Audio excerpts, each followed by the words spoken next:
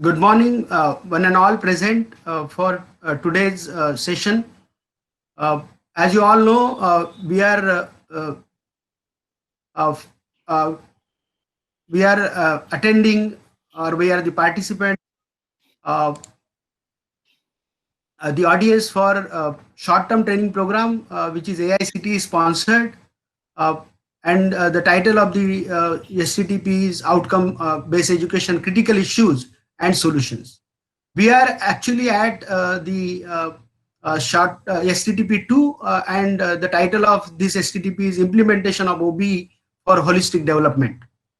And these titles are coined by us later on, I mean, after getting the AICTE approval, since we had to actually conduct two STTPs back to back.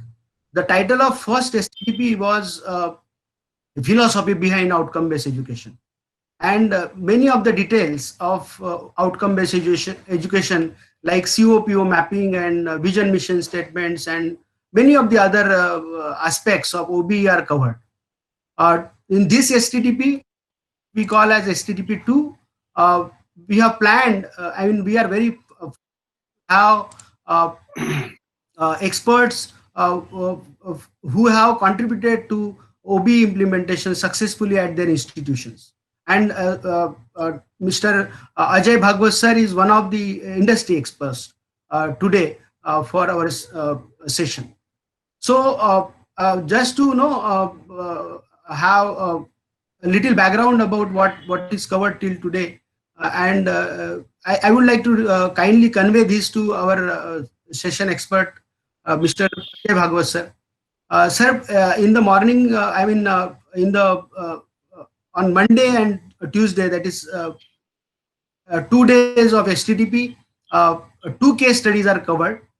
One is from affiliated institute, Father Agnel Institute of Father Agnel College of Engineering, Bandra, Mumbai, and second is from KJ Somaiya College of Engineering, Mumbai. In the sessions, some of the criteria of NBA, we call them as criteria 1 to 10, they are covered. So participants in this meet, they are well versed with NBA criteria, and today, as you know, sir, I have requested you to guide us on the NAC criteria and cover take copy behind NAC. Uh, we are very fortunate to have you, sir. I take privilege to introduce you. Uh, uh, Mr. Ajay Bhagwat is education technologist. He is the expert from education technology and technologies for academic quality assurance, competency-based medical education, outcome-based education, and the technologies to automate accreditation management of ABET, association to advance collegiate school of business, we call that as AACSB, NBA, and NAC accreditation. He manages product engineering, market and business development, and delivery for Imports India Private Limited for implementation of their state-of-the-art cloud-based technology platform for state and private universities, schools, engineering, and corporate training divisions. So we are indeed privileged to have you, sir, for the expert session today. I hope the introduction to the program is okay to you, and the stage belongs to you, sir. Please continue. Thank you so much for the introduction, Dr. Prasad. I am privileged to be part of this STTP, and I'm going to now share my screen and get going with this presentation.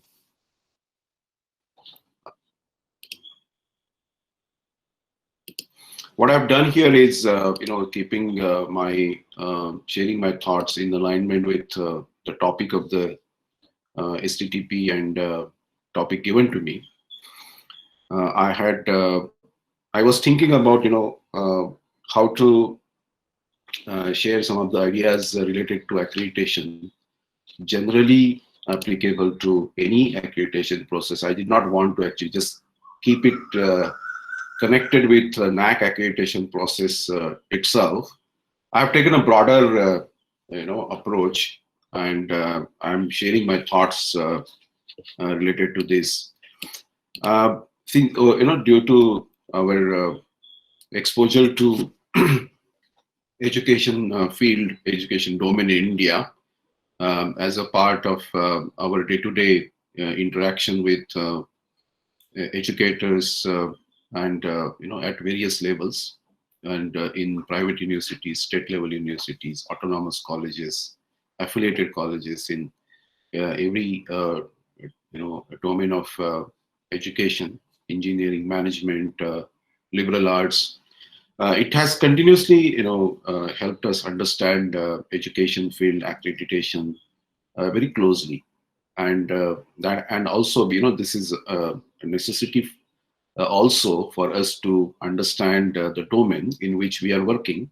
We are developing solutions which will be practically implemented by the institutions, and naturally we have to be we have to keep understanding it in details.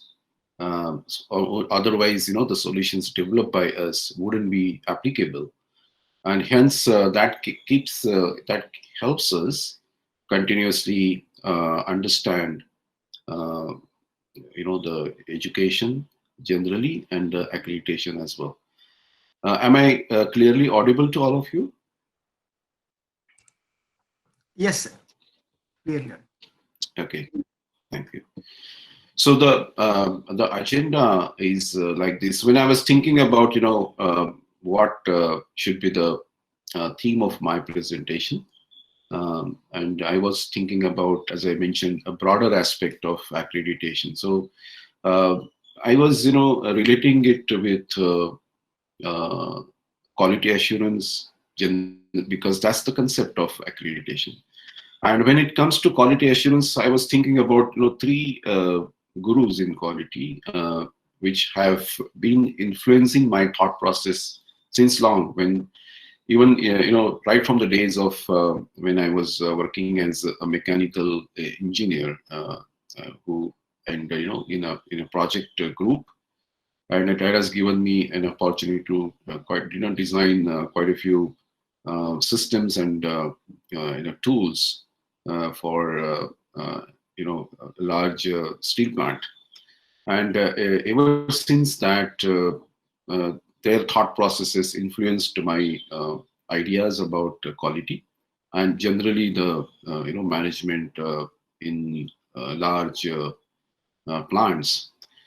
And then when I was trying to relate these with generally with other fields of you know I would say, I mean, other fields in the sense IT field or education field, other domains, walks of life, I could find some relations there. I'm trying to do that now also in this presentation, and see whether their ideas, their thoughts could be applied here when it comes to adherence to the processes defined in accreditation manuals. So the concept of accreditation is quality assurance. That's the fundamental, that's the building block, I would say foundational block of any accreditation process. So the educators worldwide must have sent something, they must have sent something in regards with improving something, and that could be related to the teaching learning, that could be related to the characteristics the students going out of the institute are possessing. So something that they must have been sensing all along, and that's the reason these accreditation processes have been evolved over a period of time. And I'm pretty sure that when uh, they were thinking about how a framework of quality assurance could be developed, they must have taken references of the existing quality assurance frameworks. And one of the frameworks that they must have gone to was existing, and it was quite matured, such as Toyota or even Nokia in the past, if I am not mistaken, had participated in developing quality assurance framework. So these ready references must have influenced their minds, and some processes which were related to education must have been developed by them and these ideas must have been um, made. These ideas must have been uh, taken as inputs to design the framework for accreditation process. So if you look at the second bullet here, which is very important, because even in manufacturing companies, they evolved from quality control to quality assurance, and they started looking at the processes more closely because they wanted to assure the quality of the product, and for that they must look at the process which produces that product. And that is the fundamental shift that happened over a period of time. And instead of quality control, they started thinking about quality assurance. And that means that they started thinking about the processes. And here also, this is directly applicable to you in the field of education also. There could be a debate about what the product is, but if we keep that debate aside for a while and focus on the processes related to education processes, then probably you would agree that some of these ideas could be applicable to education field as well. So this is what I wanted to uh, share in the beginning. Some people argue that the part of the education system which are the easiest to measure may not be most important. So this is a relevant point. And the second bullet also actually addresses the other side of education process, which is very difficult to measure: creativity, ingenuity, innovativeness, perseverance, and so on. However, many times, the measurement need not be always in terms of absolute measure. It could be also indirectly measured outcomes, and which could be related with creativity or ingenuity, right? Or it could be related with some kind of metacognitive activities or metacognitive knowledge related activities or assessments, which need not be actually measured in terms of assigning some marks to the students. Many times these activities are designed for the purpose of creating the awareness, self-awareness in the students about something that is aimed at when you design the activities related to metacognitive knowledge. And hence, every time direct measurement is not expected, indirect kind of an environment is created in which self-assessment is expected rather than teacher input. Teacher's assessment about a student's performance is not expected, right? And hence this argument also is kind of taken care of if you think about designing of the assessments by keeping this goal in mind. And hence the quality assurance in education field is this idea is applicable, in my opinion, if you slightly change the way you look at the assessments to measure the performance. And therefore, if we look at the quality in education and look at some of the ideas shared by somebody in the past, such as this, I found this as a relevant reference for today's discussion. Its quality is about whether a particular education system is of high or low quality can be judged only in terms of the extent to which its objectives are being met. And the second one could be it explains that the emphasis should be on following dimensions: learners, environment, content, process, and outcomes. So if this is the focus, on the education quality, probably it is believed that the objectives could be met. If the objectives are already defined and known to you in the sense to the program designers, then it is most likely that the objectives could be met, and that is what is a holistic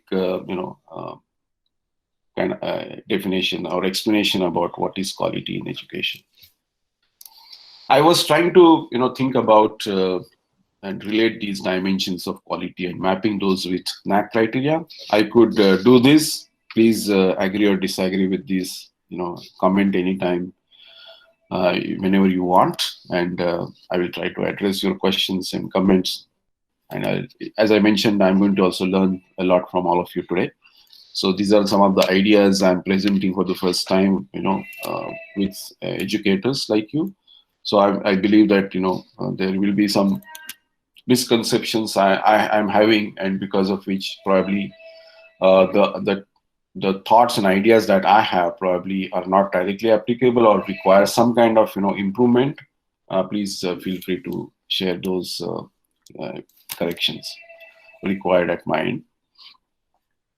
So here I feel that learners obviously are the students, but are the students only learners in this process? Obviously not. Teachers also continue to learn, right?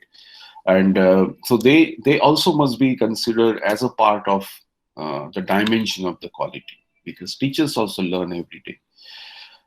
It's however the focus is on the students all the time, and also obviously when it comes to teacher focus in this dimension of quality, the research innovations and is expected to be done by the teachers and for the purpose of their continuing education.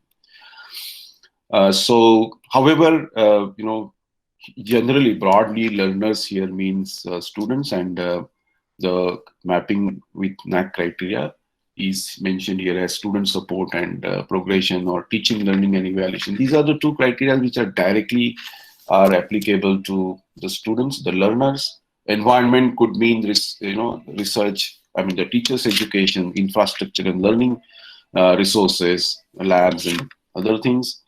And then governance, leadership, and management, that creates a kind of quality culture in the institute, and that obviously is very important here. When we think about content, obviously curricular aspects are very important, which is the first criteria itself, and which explains the importance of designing the programs by considering the outcomes-based education philosophy. And hence, it is now becoming very important to think about outcomes-based education, use the ideas and the concepts of OBE in designing the program itself. I'm going to actually share detailed ideas about the program design in this session today. And I'm going to revisit this again and again, curricular aspects, I'm going to visit again and again. Then when it comes to processes, it is teaching, learning, again, the process related to student support and institutional values and best practices, that also could be considered as a process related to education. And outcomes, again, are defined in curricular aspects and teaching, learning, and evaluation, in which the outcomes are measured and analyzed.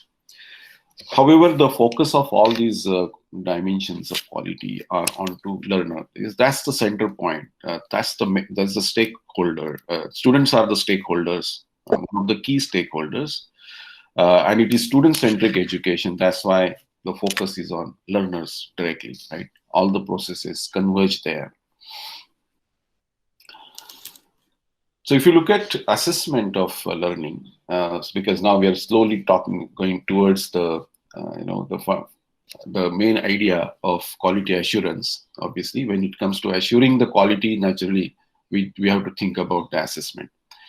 Assessment of learning should include an evaluation of environment, content, process, and outcomes, right? And then only then we can say whether or not the designed process is being effective or not, and then if it is not, then what those gaps are, and then use the continuous improvement process there by identifying the remedial actions, and then achieve the improvement in the design again, so that it's looped back to the design process of the elements of such as environments, content, processes, and obviously the outcome.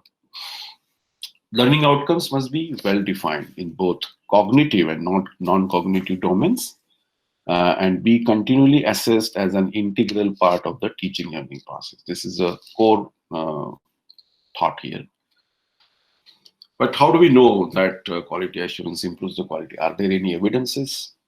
There are quite a few actually, but in India, generally the OBE and the revised framework of NAC as well as NBA generally is now focused towards quality assurance. However, there is a lot that is needed to be done in terms of doing some kind of research in this area to find out really whether it is improving the quality or not. But it's too early to actually even discuss this here. Let's take a couple of steps further and see whether we are going in the right direction when we think about the frameworks available with us right now to assess the quality and also the processes, and other quality dimensions, which would comprehensively define quality in education. Let's take a couple of steps further, and then probably we can revisit this slide. Accreditations are ubiquitous. You would find these processes adopted since last many years in developed countries, and also developing countries nowadays. You will find that every nation is accepting the idea of accreditation in education, and these are some of the references. I'm pretty sure that all of you are already familiar with this, and you can Google and find out more about it. But the fundamentally, the way I look at it, look at the accreditation process and the quality assurance, whether or not it is really improving the quality in general. I think you may also want to think about generally how it helps in developing the quality culture. It is a process that probably is slow, little, but it's inevitable. It requires a little change in the way we everybody involved in the process to change their mind, perspective about the quality of the education, and that's the reason it might take some time. But for every we may have to begin at a point, and we have to start adopting some kind of frameworks, because these accreditation frameworks are essentially, as the concept is quality assurance. So this is a formal structure that is defined there in the accreditation framework generally, which helps you take first step towards developing the quality culture in the organization or the institute. This helps first, once the basic formal structure is adopted, understood, implemented, helps you actually create some impact of that on the organization. And then some people collectively start thinking about it.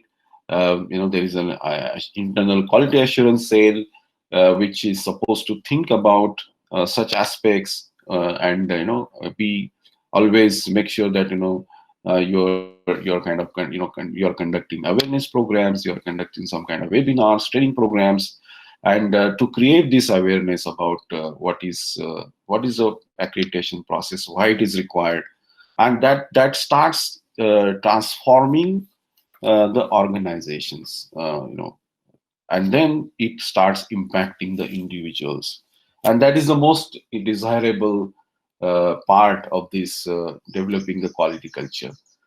in an institution, in any organization per se. It's not, this particular idea is not just related to education, educational institutions. Because psychological change in, is very important, because quality is basically, it starts at the source of the action. And if that is taken care, obviously everything else starts falling in place.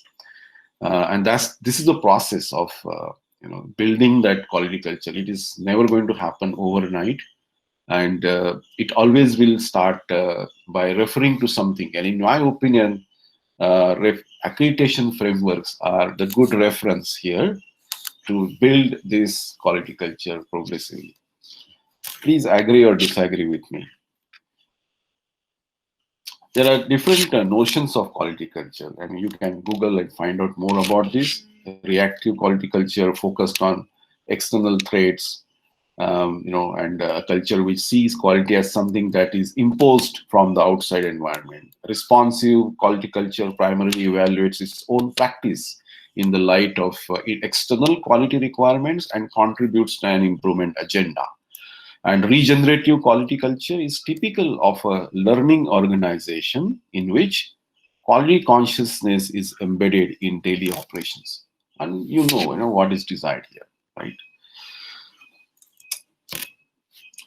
Accreditations in, I'm sorry, this should have been the slide along with the other one, the earlier one. So let's move on. So quickly, I'm going to actually flash this academic benefits for the students, right? Design and implement advanced curricula, courses, and laboratory works. Measure learning outcomes of students and identify strengths and the weaknesses. Foster industrial interactions and placement of students. Identify and develop the professional developments of students.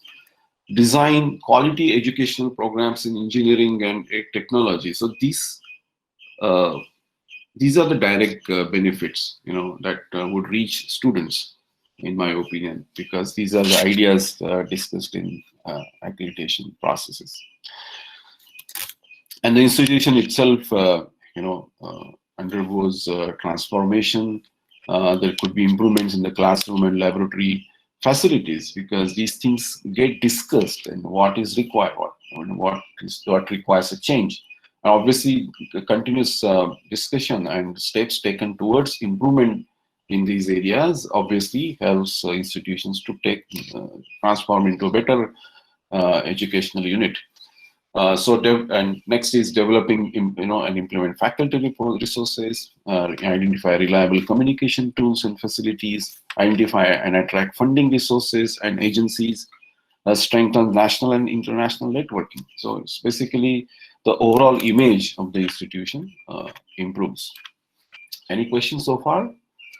Before I move on to the next session, this is going to be a longer one. Yes, I request participants to put their questions in chat box also if they wish, or they can unmute and ask. Sir. Just till now, there are no questions in the chat box. Right.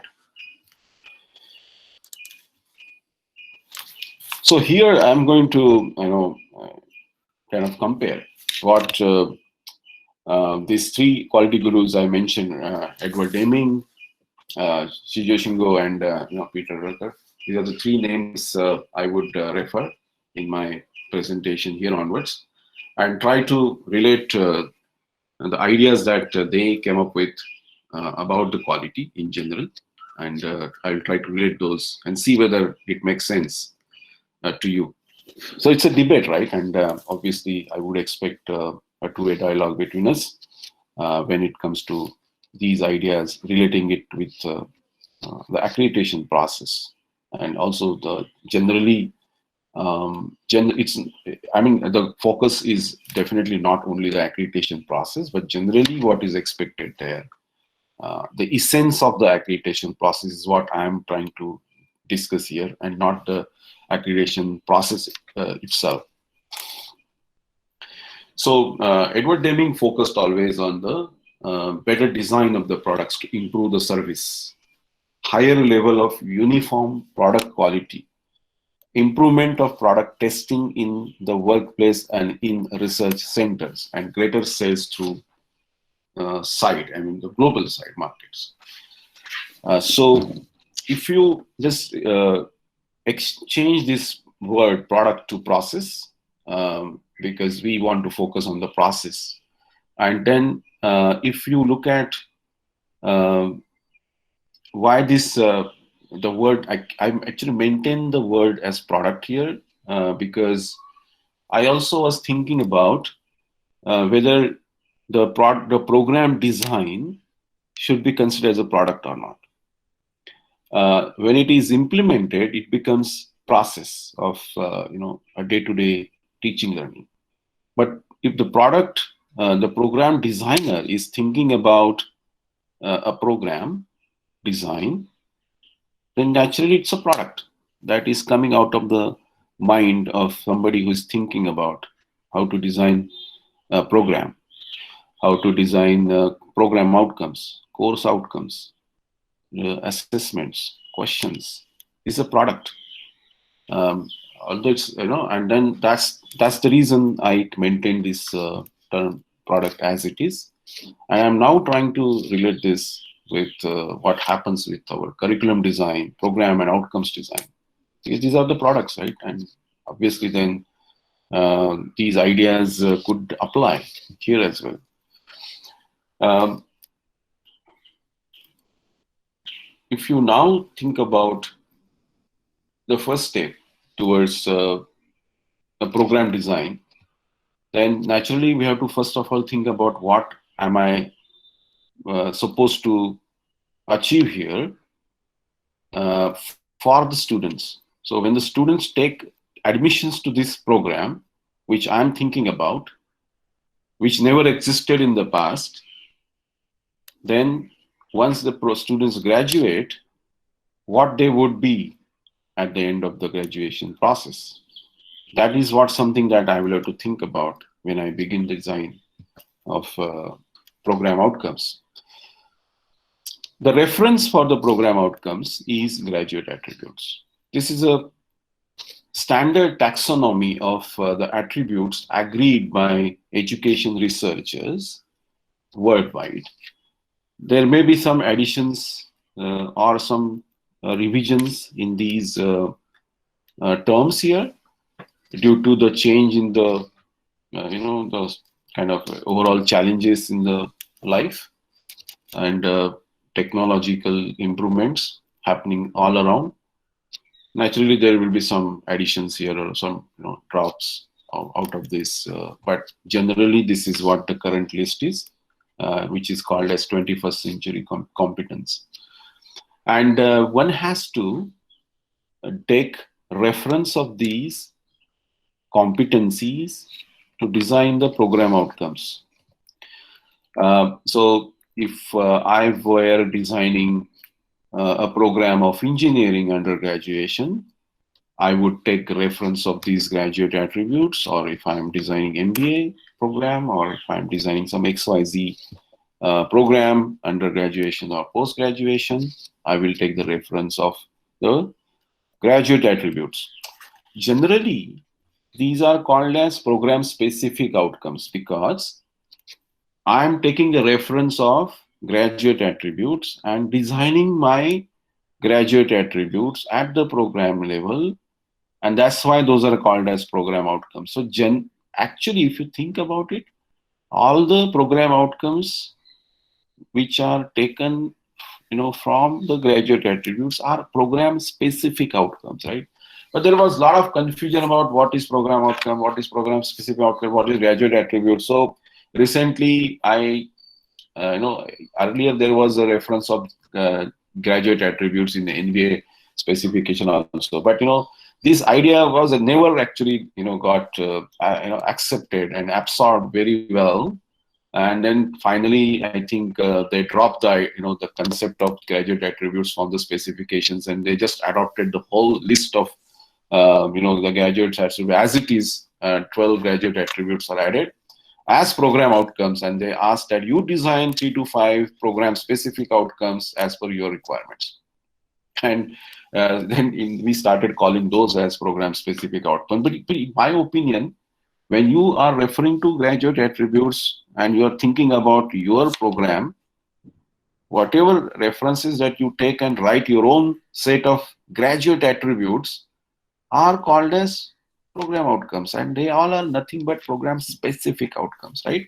But anyway, that's a debate, and but I wanted to make sure that we look at these terms from the perspective of a program designer, and then hence for me, this list of program outcomes, regardless of whether it is called as POs or POs, is same, because there are confusions because of what is PO, what is PSO, is there something different there, how to measure it, are there any other methods to measure it?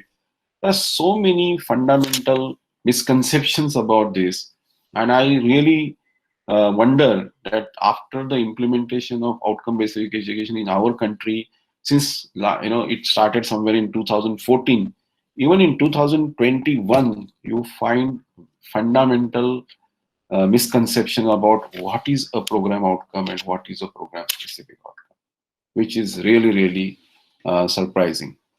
But that's the life, and that's the reason more and more debates and programs such as these are important, in our domain. So if I will take reference of graduate attributes to design my own program outcomes for my program, this could look like this.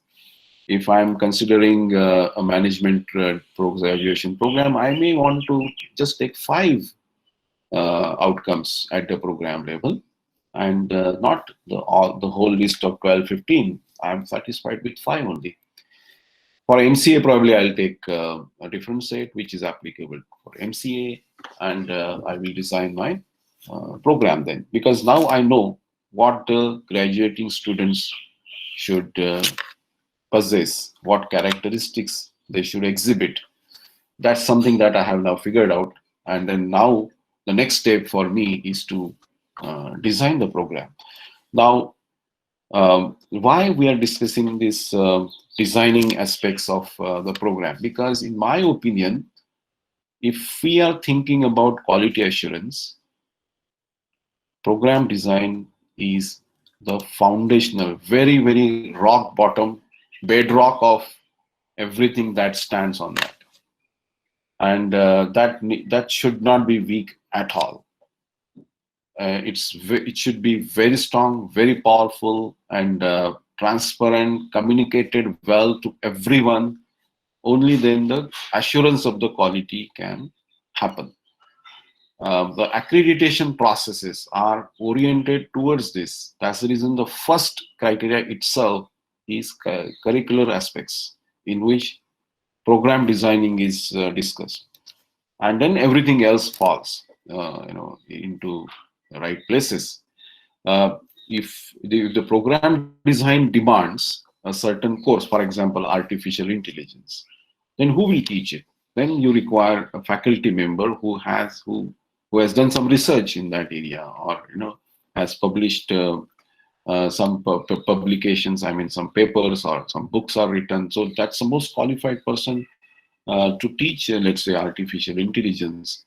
And hence or if the current the staff doesn't possess that skill or competence, then there is a process that is required to develop the competence, and that's the reason the accreditation process talks about the research and innovations, because the preparedness to teach the modern technology and the tools is required as per the program design. And that's why it is the most important process of any quality assurance, any in the sense the quality assurance in education field. And hence, I was trying to also think about what Edward Deming said, and I agreed with those ideas and thought of correlating it with these ideas. So next step is thinking about categorization of the program outcomes, and this is inherited from the list of graduate attributes, right? You must have observed is that there are three categories here: knowledge, skill, and attitude. So we are also maintaining the same categorization when it comes to program outcomes. But what has to happen is that when you think about knowledge categories of the program outcomes, take an example of these two POs, understand the nature and basic concepts of cell biology, biochemistry, taxonomy, or ecology, or apply business-oriented knowledge in complex business dynamics, leading to creativity and innovation. Now, if this is the kind of program outcome I have to help students achieve, what is the knowledge that has to be imparted? This is generally related with when I'm thinking about knowledge category of the program outcomes, I think about factual and conceptual knowledge.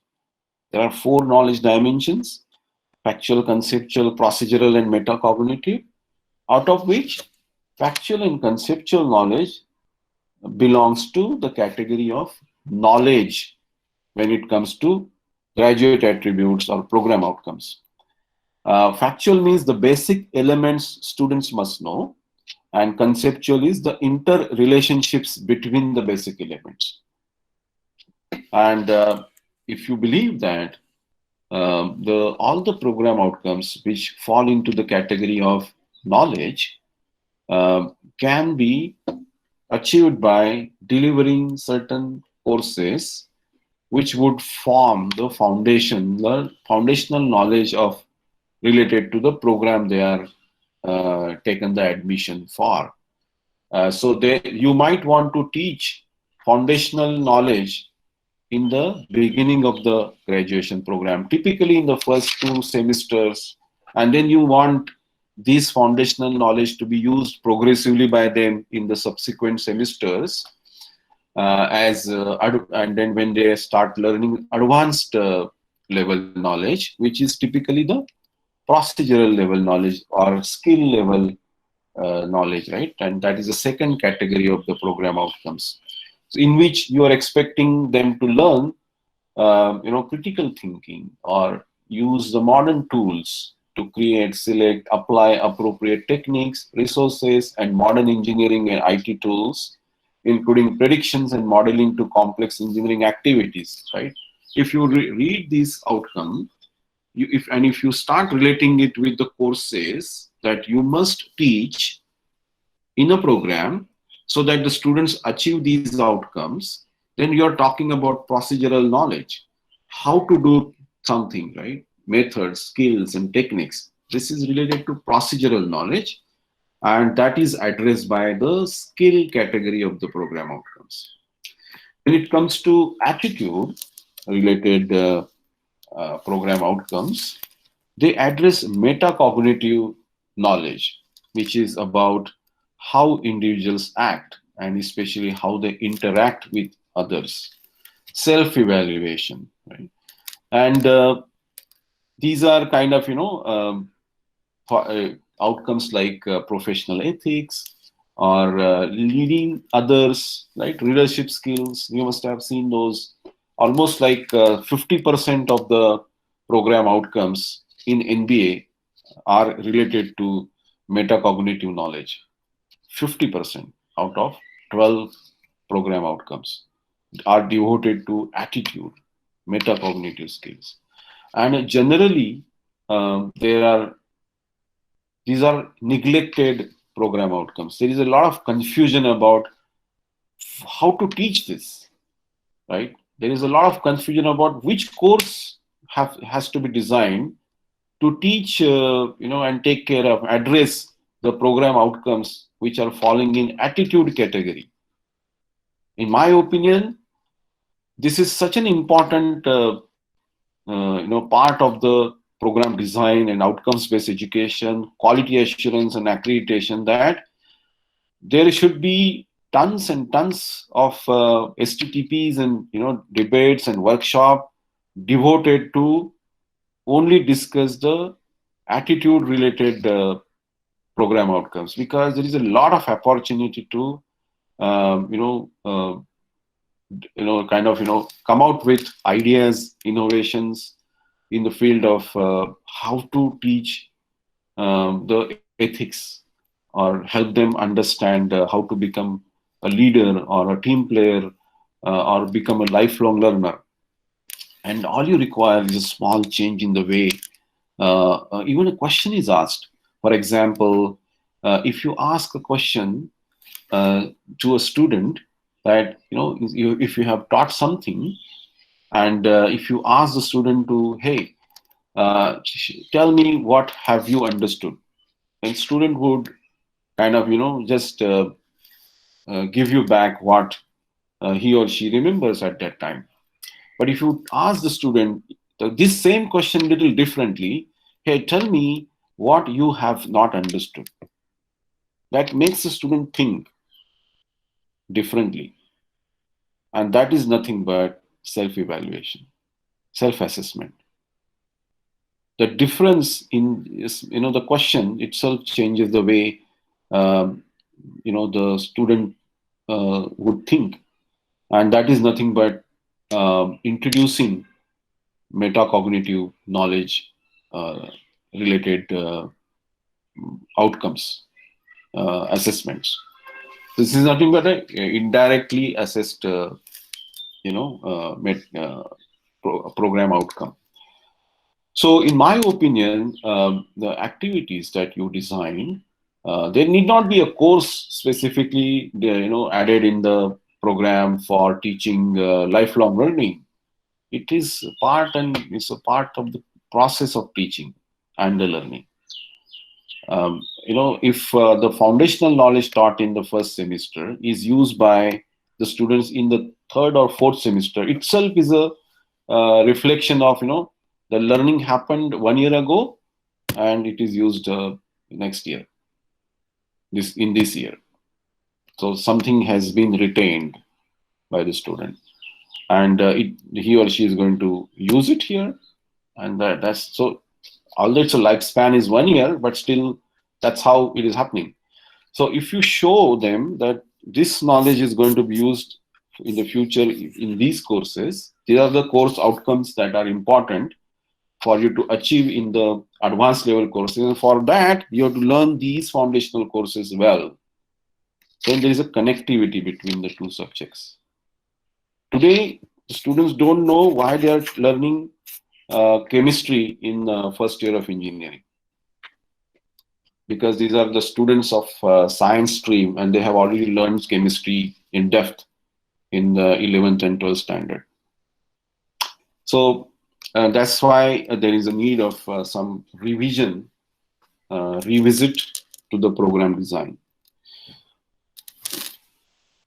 This is obviously the hierarchical structure of the program, which shows you the POs and then the courses which are going to help students achieve those program outcomes. Each program outcome has a set of course outcomes, and then these outcomes are assessed with the help of some formative and summative assessments.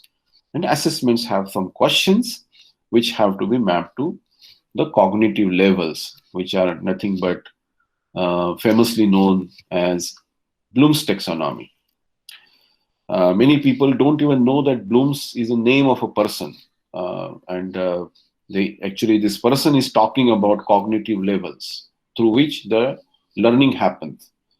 So that's also is one of the important aspect, and many STTP should be devoted, in my opinion, to even framing the questions based on the cognitive process, ideas.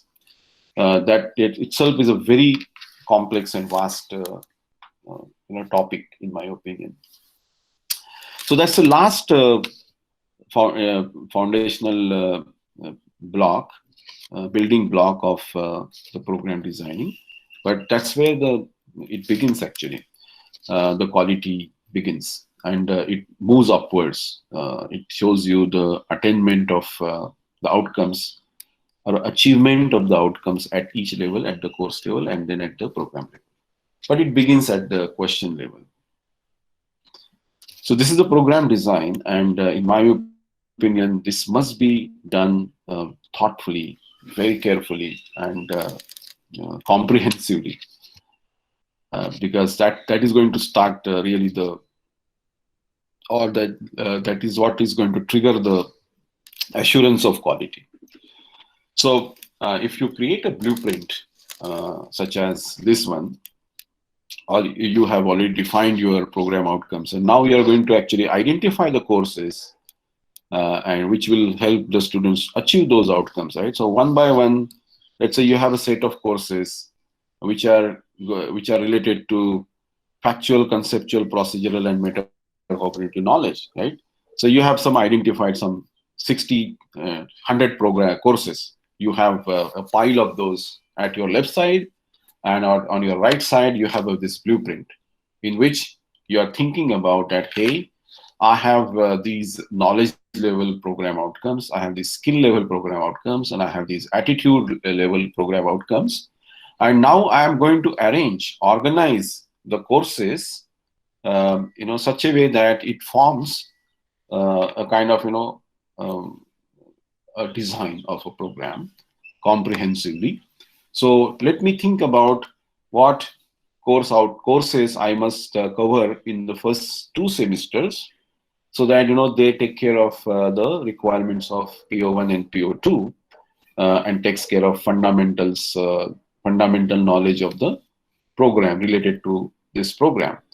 Then I would start introducing some courses which will be mix of knowledge and skill level program outcomes. Then I will start introducing more of skill and a little about attitude level program outcomes.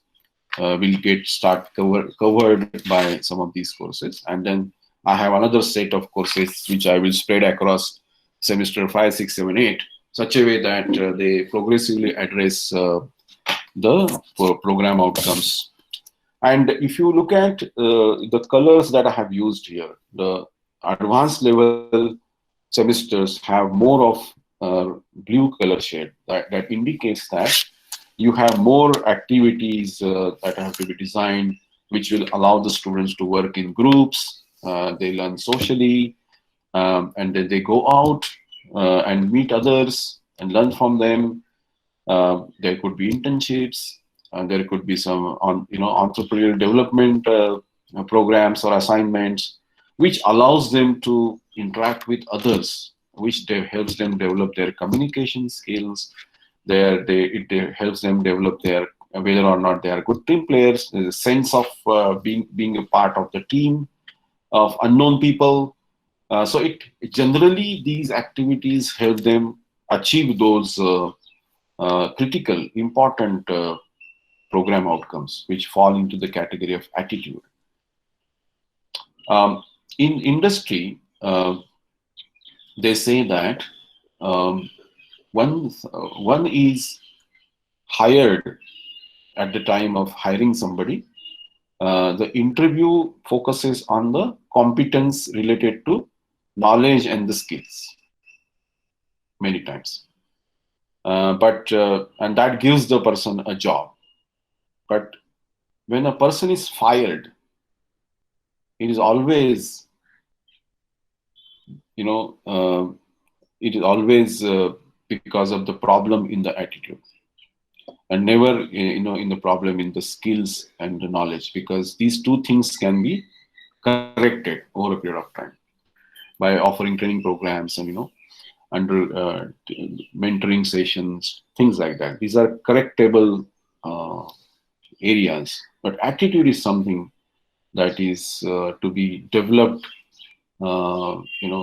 by very carefully designed assessments in the institutions. And also generally institutions are not the only place to learn everything about life science. Obviously it is other outside of the institution elements are also important for one's attitude to get developed. So naturally industry doesn't have time to take care of the such thing. So they just get rid of a person who has a problem of attitude. So that's the way. That's the reason probably more emphasis is given on the attitude of a person, of a student, which becomes very important from the perspective of industry. Any questions so far? And how are we doing time-wise? There are no questions as such, but as I introduced you to one of our professors, Dr. S.S. Rathod, he quoted that, no, agreed, said, what you said about PO and PSO is absolutely correct. So that is one remark on your Okay. about PO, PSOs. Correct. One more comment which says KSA is very well explained, which is not just skills and attitude that we were discussing. Right. So those are two comments, and there are no questions. But I would request participants to unmute if they want. And Yeah, have. sir. Yes. So I do have one question, sir. Yes, sir. Sir, question is like you were talking of the attitude of a student who will be employed by some employer. But what of the teacher itself? That I found that there are so many teacher itself, they don't have right attitude, and how a teacher with a very different attitude can make student a person of right attitude. I think this is very important point you brought up, and naturally, the accreditation process also should address this aspect. So, if current accreditation process is not addressing this part, I think this suggestion could be given to the respective body of accreditation. But this is actually a very, very important point. Yes. Yes. Yes. Thank you, sir. Thank you. So actually, Professor Prasad, this is 11:07 now. I think my first session is supposed to end at 11:30. So I'm obviously going to continue this slide deck because this is a longer slide deck. It is not supposed to end at 11:30. What we can do, we can take a logical break and then come back and continue. Yes, sir. Right? Sure. At 11:30, we can stop and then take a break and then come back. We'll continue the same slide deck, right? No problem. Right. So now the next step in our program designing is course outcome designing. And this is actually the fulcrum of the process of designing. Extremely important part of the program is course outcome because this is directly influencing the day-to-day teaching learning process. So it directly influences the teacher and the student. Everything else is derived out of this process. Program outcomes are not directly measured. I mean, this is not so. It's not so correct statement if I would apply it to ABET process, because they directly measure the student learning outcomes which are at the top level. And but generally the student level learning outcomes are also divided into the performance indicators, and these are kind of measured directly, and then from there the student learning outcomes are measured. So in our country, NBA, and it is not so defined clearly in NAC. It is kept very, very vague at the moment. How to measure the course outcome, how to measure the program outcomes. It is left to the institutions to figure out. And some 10 or 15 point, in metric or key indicator is designed there, which says that you define your process of, outcome-based education or implementation of PO attainment, and that's it. And whatever you write, it is accepted. There has to be a well-defined process as it is done a little better in NBA specification. But NBA specification doesn't talk about how to design the course outcomes, right? And this is something that institutions have derived, themselves, and there could be some research documents which have taken, as a reference, or there are some experts, who have conducted training programs and created awareness, thankfully, and that has helped many institutions to actually design right the course outcomes. But if you look at the quality of the program course outcome designing, that it was extremely pathetic in the past, and many times the books are taken and the chapter level outcomes are kind of considered as course level outcomes, and that's it. There was no connectivity at all between the course outcome and the program outcomes. So even today, if you just ask somebody, hey, how do you measure the course outcomes? The course outcomes are measured, and then how do you measure the program outcomes? Immediately there is a blank face, because it was never discussed, and never imagined that the course outcomes are supposed to measure the program outcomes. And this absence, this ignorance, is because it was never communicated that program design requires you to think about it, because program has to achieve program level outcomes, and every program outcome is delivered by a course, and that's why the outcomes of this course are supposed to measure the outcomes at the program level. And this is the connectivity that has been missing in many cases, and that's why there is no answer beyond how do you measure the program outcomes. There is no well-defined process there. So since program outcomes are related with the courses, and course has course level outcomes, the characteristics of the program outcomes will be inherited by the course outcomes also. Naturally, the course outcomes also will have the influence of these three categories: attitude, skill, and knowledge. So I will show you how it is possible to think about these three categories and design the course outcomes. Designing the course outcome is extremely simple process, and it is actually also very profound requirement of the well-designed program, and that's why a very simple technique should be used to make huge impact on the quality assurance of the program. So I would like you to think about your course, and then think about what units it is delivering. So typically it is there are 6 units if it is full credit course, and then you think about what knowledge dimension these units are delivering.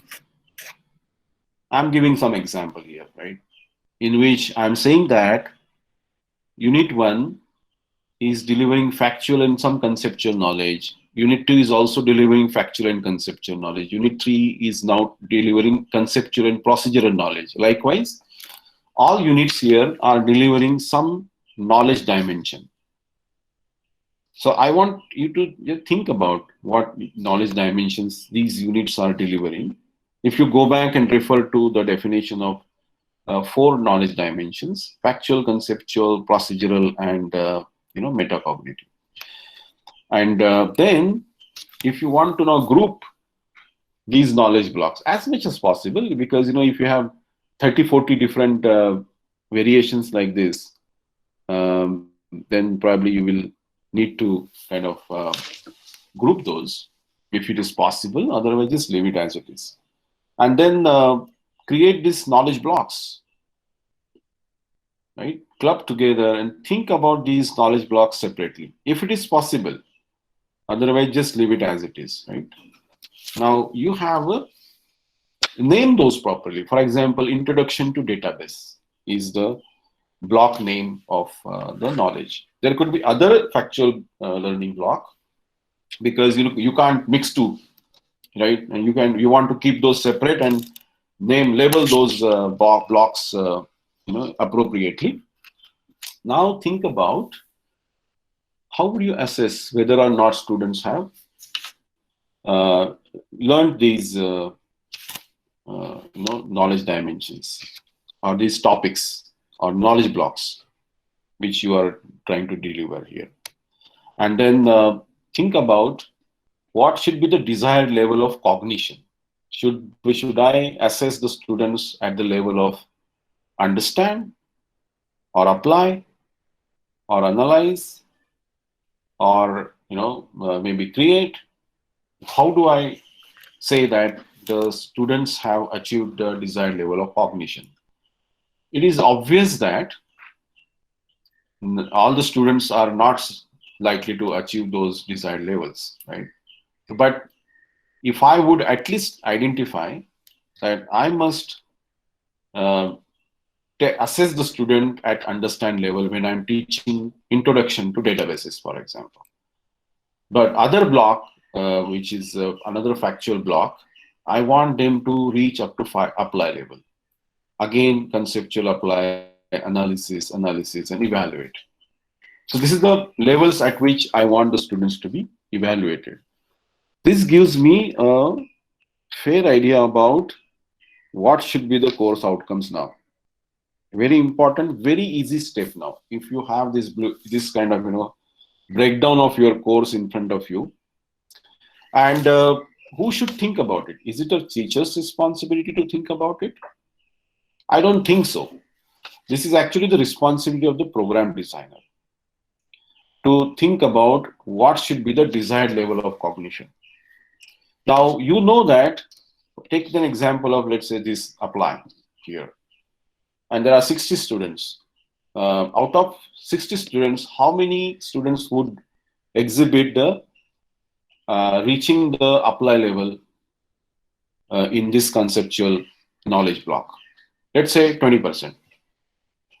And there are, let's say 40% could reach understand level. Another 20% could reach remember level. You just could hardly remember something. And remaining could not do anything, let's say. So the percentages, if you talk about the percentages, 6 out of 60 students, 20% could show apply, 40% could show understand, 20% could show remember, and 20% could not show any performance. Is this the desired percentage level? Maybe yes. But who should say this? Again, the program designer should say this, that I'm fine with 20% students showing the apply level competence. That's fine. But next year, it should be 30%. Hello? And that is the continuous improvement that comes in picture. So that is actually this particular concept of designing is to be used by the program designers to design the assessments, to design the questions. But for that, a comprehensive thought has to go into when you break down your course and find out what should be the course outcome. So if you do this, the designing of the course outcome is very simple. Now, I'm using this as a reference model here, which is using knowledge dimension and the cognitive process dimension on X and Y axis here. And if you look at the junction point, factual, let's say you are teaching factual knowledge, right? This is factual knowledge. The first, and you want understand level is the desired level. So if I would say factual and understand, I get two keywords, examples, right? Explain, infer. So when I think about how to design the course outcome statement, I get the first keyword. If I take explain X, Y, Z, right? That forms a course outcome statement. And that is related to the desired cognitive level at which I want to assess the student. So in my earlier example of 20% students could achieve the apply level, it means that only 20% students could achieve the desired outcome of the course, which is related to that learning knowledge block. It is as simple as that. If I would take next example, factual and apply, I must write a course outcome statement which begins either with show or prepare or relate. There could be other keywords you can Google and find out. If I would think about conceptual knowledge at apply level, I get compute, modify, solve as my keywords to start my course outcome design. Likewise, categorize, compare, contrast, if I would think about conceptual and analyze. If I would go to procedural knowledge now and look at analysis, I get experiment, model, test. These are the keywords. Now, if I would add some complexity in this thought process, this cognitive process dimension is related mainly with factual and conceptual. Someone will argue that. So you may replace this with appropriate scale for your procedural knowledge, right? For example, if I would go to the next step here, metacognitive knowledge, I do not want to compare with cognitive process dimension. I would say that I want a different scale here: receiving, responding, valuing, organization, internalization. If I would take this scale here and then take metacognitive and say that I want valuing to be assessed, and for metacognitive knowledge dimension, then I must design an assignment such a way that it helps the student take a position. For example, I'm conducting a group discussion activity and I pose a question on the current affairs. Let's say, do you agree with the some kind of agitation or some kind of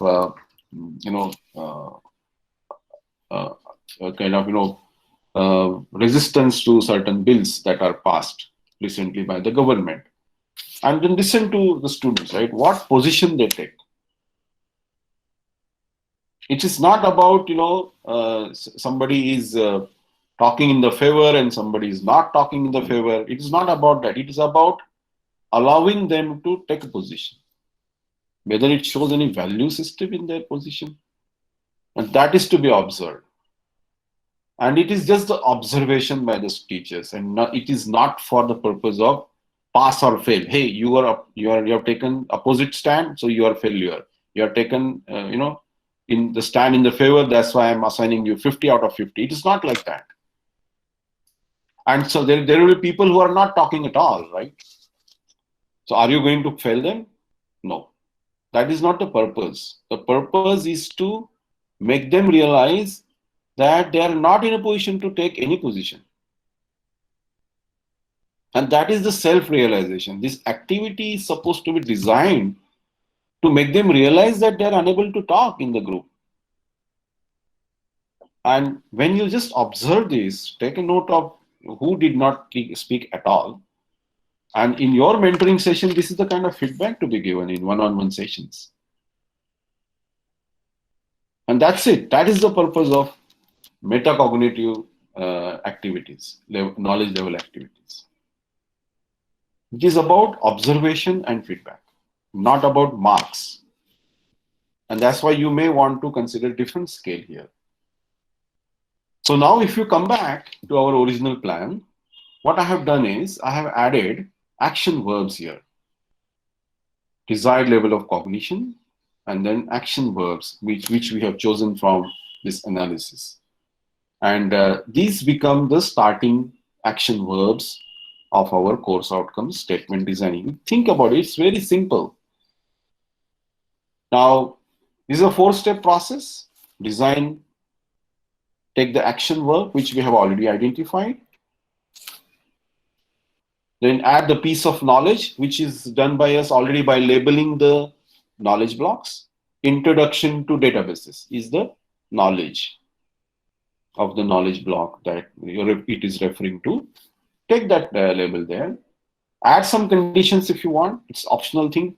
Represent the process the learner is expected to follow, or conditions under which to perform the action. For example, if you want student to show an experiment in sub-zero temperature and the same experiment in, let's say, at 10 degrees centigrade, what happens?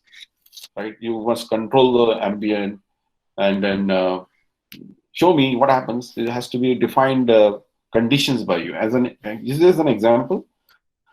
And there could be criteria that once you achieved your observations, compare it with some kind of global standard. And then show me whether you are matching your observations or you are little away from the observation, then tell me why. Your experiment is not under question, but I want to see how well you explain why you were away from those global standards that are already agreed. So that is the outcome designing.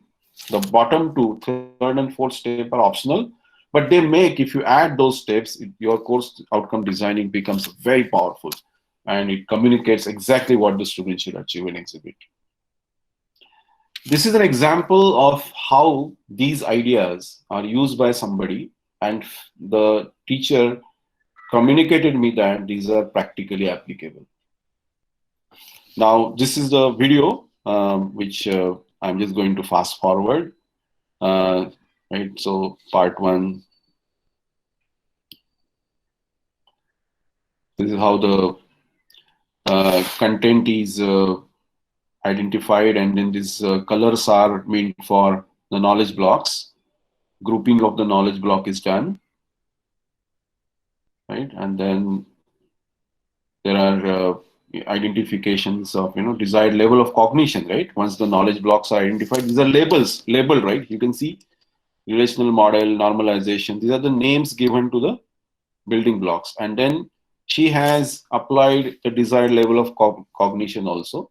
So for students' assessment, and then action verbs are identified for each knowledge. The desired level of cognition, and then she designed these outcomes.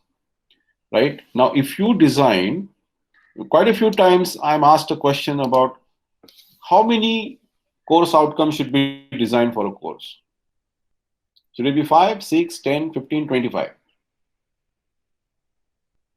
And this kind of question come because there is absolutely no relevance that is established between the program outcome and the course outcome. It is being done only for the sake of compliance and tick mark to a accreditation process, and this will never assure the quality. So that's why the answer to the question like how many course outcomes should be designed is here. It all depends on how many knowledge dimensions are you covering in your course, how well you can club those together to create knowledge blocks. If you can logically group those in 5 blocks, you will have 5 course outcome statements, because you will assess the students for those knowledge blocks at the desired level of cognition, and you will have 5 course outcomes. If you have 25 blocks, you will have 25 course outcomes. In my opinion, the granular you go in outcomes, course outcome statements, better will be the evaluation, and better will be the gap analysis, better will be the student weakness analysis if you do the granularity in designing your course outcomes. I would say go as many as possible, because that will very powerfully help you to analyze the student's performance.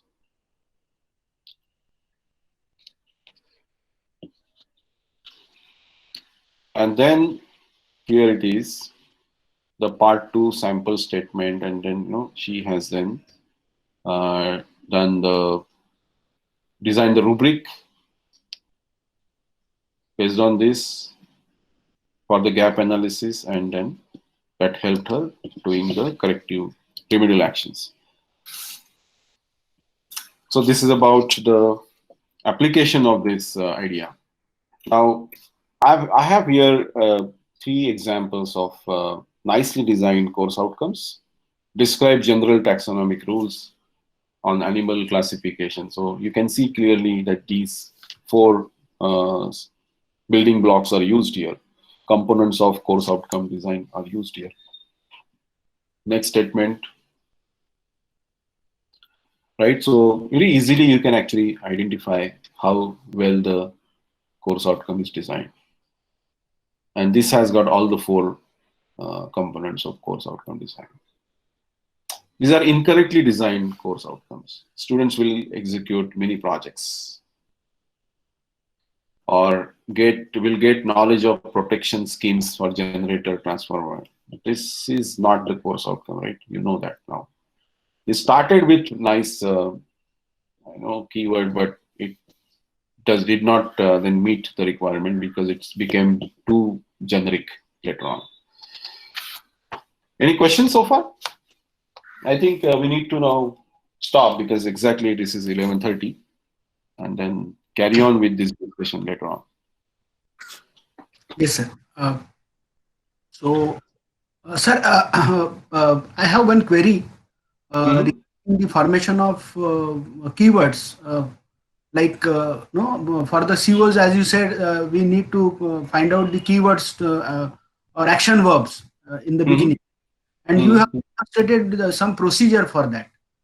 Yeah. So that needs to be done on a uh, paper and I mean using paper and pen kind of thing, or it is through some software tool or No, there's no need of software. This is typically a one-time activity, right? You don't need to invest in any software for this. Just a mental process, right? we So will have this to do it on particular, a, yes. this professor used just uh, pen and paper to design this, isn't it? There's no need of any software to come out with, and this is Because, actually a course plan, in my opinion. yes, sir. This is And not the responsibility of a teacher, individual teacher, right? This is a program designer's responsibility. Anybody who has more than 10 years of experience in teaching in a field should be able to do this independently. because identifying the keywords, I right keywords of Mhm. action verbs there, it's very important, sir. Yeah, so this is the technique for that. It's a very simple technique. Once you just Yes, break yes, down this your is the slide that you have showed. uh, I mean, sir, will you? identify the knowledge block, identify the desired level of cognition, and then it gives you the keyword Yes, model. It gives the keyword. So add those keywords, and that becomes your action verb. You begin yes, your course outcome statement with that, and knowledge block. This knowledge block is nothing but the name that you give to the knowledge block. yes, This is the name, appropriate name, and that should be added. That's it, as a second component of the course outcome. It is as simple as that. yes, sir. Because it looks like the output or the the output of some AI tool, or because it is thinking on its own and trying to No, no, generate. no, it's not thinking on its own. I mean, there's no need of doing that. It's very simple. There is a standard taxonomy of keywords given. It's available on Google. Just pick that, identify your cognitive level, pick the right keyword for that, right? Yes, And again, also should be a separate course outcome designing. Also should be as a separate topic for the whole STTP. Yeah, right now, the broader areas are being addressed by STTPs and the webinars and workshop. In my opinion, you have to focus on smaller elements of this process, which are very important right now. And otherwise, it's very broad and vague discussions that may be happening, because of which there are simple confusions that are there which are not going away even after implementing outcome-based education in India. Since last 6 years, this is happening, and people are asking questions like, "What is the difference in POs and PSOs?" sir. There is one question uh, from R. Anita, madam. Sir, Mhm. we have two action verbs in one CO. Mhm. So that is the No, it question. is not. It is not possible. You should design two different course outcomes. Sir, how can we identify the particular course outcome is good or not good, or what we can say about the particular course outcome? Yeah. So actually, this is nothing but the crash test, right? You design the car and you want to see whether it is safe or not, isn't it? So there are crash test is designed, and you really hit the car at 60 miles per hour, whatever, right? And see whether there is any injury to the passengers. It's like that. So you design with the right intent behind the whole process. Right tools are used like this. You may have different tool which is more convincing and more powerful, more effective than the tool that I have explained. Use it, test it, and then come back, because that's the feedback. And that is the next step that we are going to talk in our process of program design.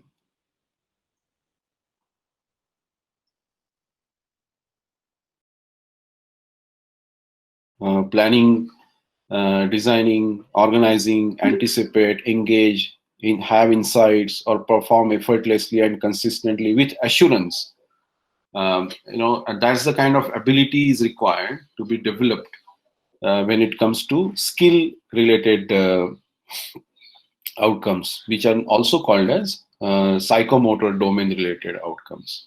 And the assessments to assess the skills requires the outlook of the skill assessment. So how you would assess the skills, whether the student is able to plan or design or organize something, is able to anticipate some problems that could occur, or engage into some kind of activity given, and the student is able to engage with active discussions, to be able to find something, observe something, create some insights after engagement, then assure the output. Every time I would perform this activity, I would assure that this is the output of that. That's the kind of ability is generated when you are thinking about the assessments related to skill. And when you think about the assessment related to affective domain, which is nothing but metacognitive knowledge, you need to observe. Means there have to be assessments which allow the teachers to observe the performance of the student. And as we discussed earlier, these assessments are not supposed to be meant for grading the students by assigning them marks out of something. It is not supposed to be like that. These activities, if you must give some marks to them, then in my opinion, give 100 marks to everybody. So there is no a difference of who is pass, who is fail. Everybody gets 100%. And but here the idea is not to fail somebody who is taking opposite stand, opposite position. It doesn't, or it is not supposed to be considered as a failure if somebody is not speaking anything in a group discussion. It is not the concept of activities like this. The concept is that you make the student realize that he or she is unable to speak in a group discussion, and that's the feedback. It's a self-assessment the student gets. If the student is given an opportunity to work in teams and the student is not able to cope up with interacting with others consistently, then it's a student knows that he or she is kind of failing to be a good team player. And such activities are meant for creating such a self-assessment. So that's the purpose of designing assessment. So when somebody asks me, or if somebody asks you also about whether there are any courses to be considered for achieving the program outcomes falling into attitude category, the answer is not, there is no need of any course. The current set of courses can have an activity which will assess the the project management, lifelong learning, or ethics of the professions. And these are the ideas to take the students towards these outcomes. So this is also part of designing, right? This is also part of design thinking. Again, the product design, again about the quality of the product that you are designing, and again about the quality assurance. And that is what is made by accreditations. So if you now bring back the blueprint idea that we discussed here back for our discussion, what we have to do is we have to think about what knowledge dimensions are being covered by these chunks of courses. So initially, you would agree that you are teaching more factual and conceptual and less procedural, right? And then it becomes less factual and conceptual, more procedural in the subsequent advanced level of undergraduation process.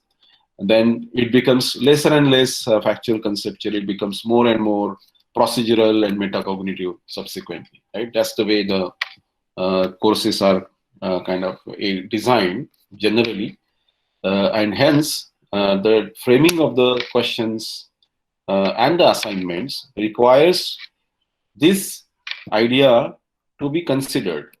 And then when you think about the questions that are being asked, in this particular period of the graduation process, you may have more of remember, apply, remember, understand, apply level questions. The percentage could vary, less of remember or more of remember, depending upon the kind of course. If you are teaching, let's say, fundamentals of engineering, mechanical engineering, naturally you want the questions to be more at remember, understand rather than apply, right, at that level. But as the advancement of the graduation begins, you would want more of apply and analyze questions being introduced, slowly in the process. And obviously, it goes towards higher cognitive abilities later on when it goes to very advanced level of the graduation program. So this is the way generally the orientation of the questions and assessments is expected to be when we think about assessments and questions to be designed. So again, this is a plan. This is a design of the program. Now, quite a few of you might think that since we are working in affiliated college, this is something that is imposed by the affiliating university onto us. What role are we supposed to play here? It's a very valid question. However, nobody stops you to analyze what the university has done. It is for your own understanding. Institute can design a retrofit what university has designed and then show them what the gaps are. Probably progressively these things could improve. Things could be taken up by the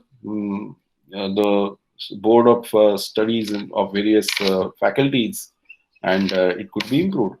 We can hope that, right? But if nothing is given as a feedback to the affiliating university, naturally nothing is going to change.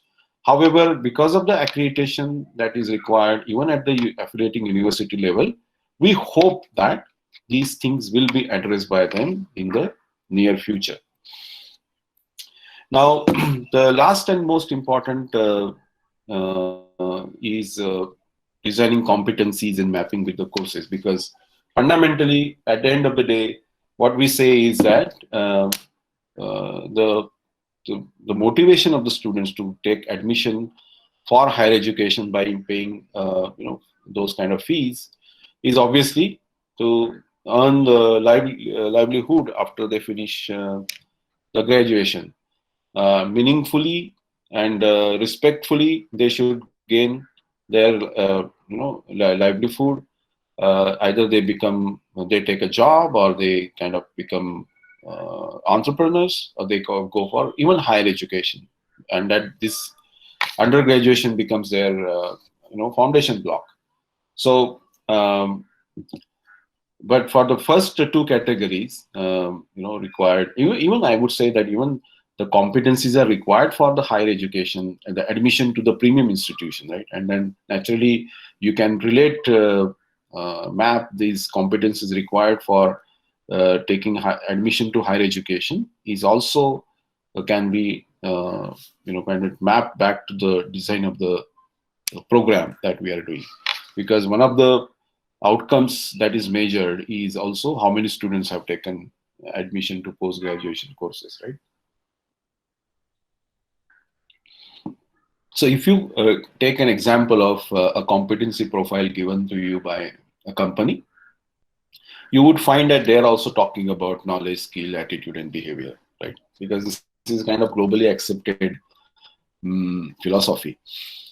So if you pick the inputs from these skill competency profile, and then see whether which course that is being taught in our program is supposed to deliver these skills or the knowledge and the attitude to the students. So create that kind of mapping, and then you would find that if there are, let's say, 50 different competency profiles that you're receiving every year, and if you are mapping those with the programs that you're running in your institute, probably you'll be able to do this kind of mappings. This course outcomes could be mapped to the competency data that you receive from competency profiles. So you can break down these competency profiles into the way you want them to be organized at your end, and then you map the course outcomes which will deliver these competencies. So if you think from competency perspective, your process of course outcome designing becomes much more important, because you are communicating student that if you achieve these course outcome, you are likely to move towards competency profile number 1. Is that your dream job?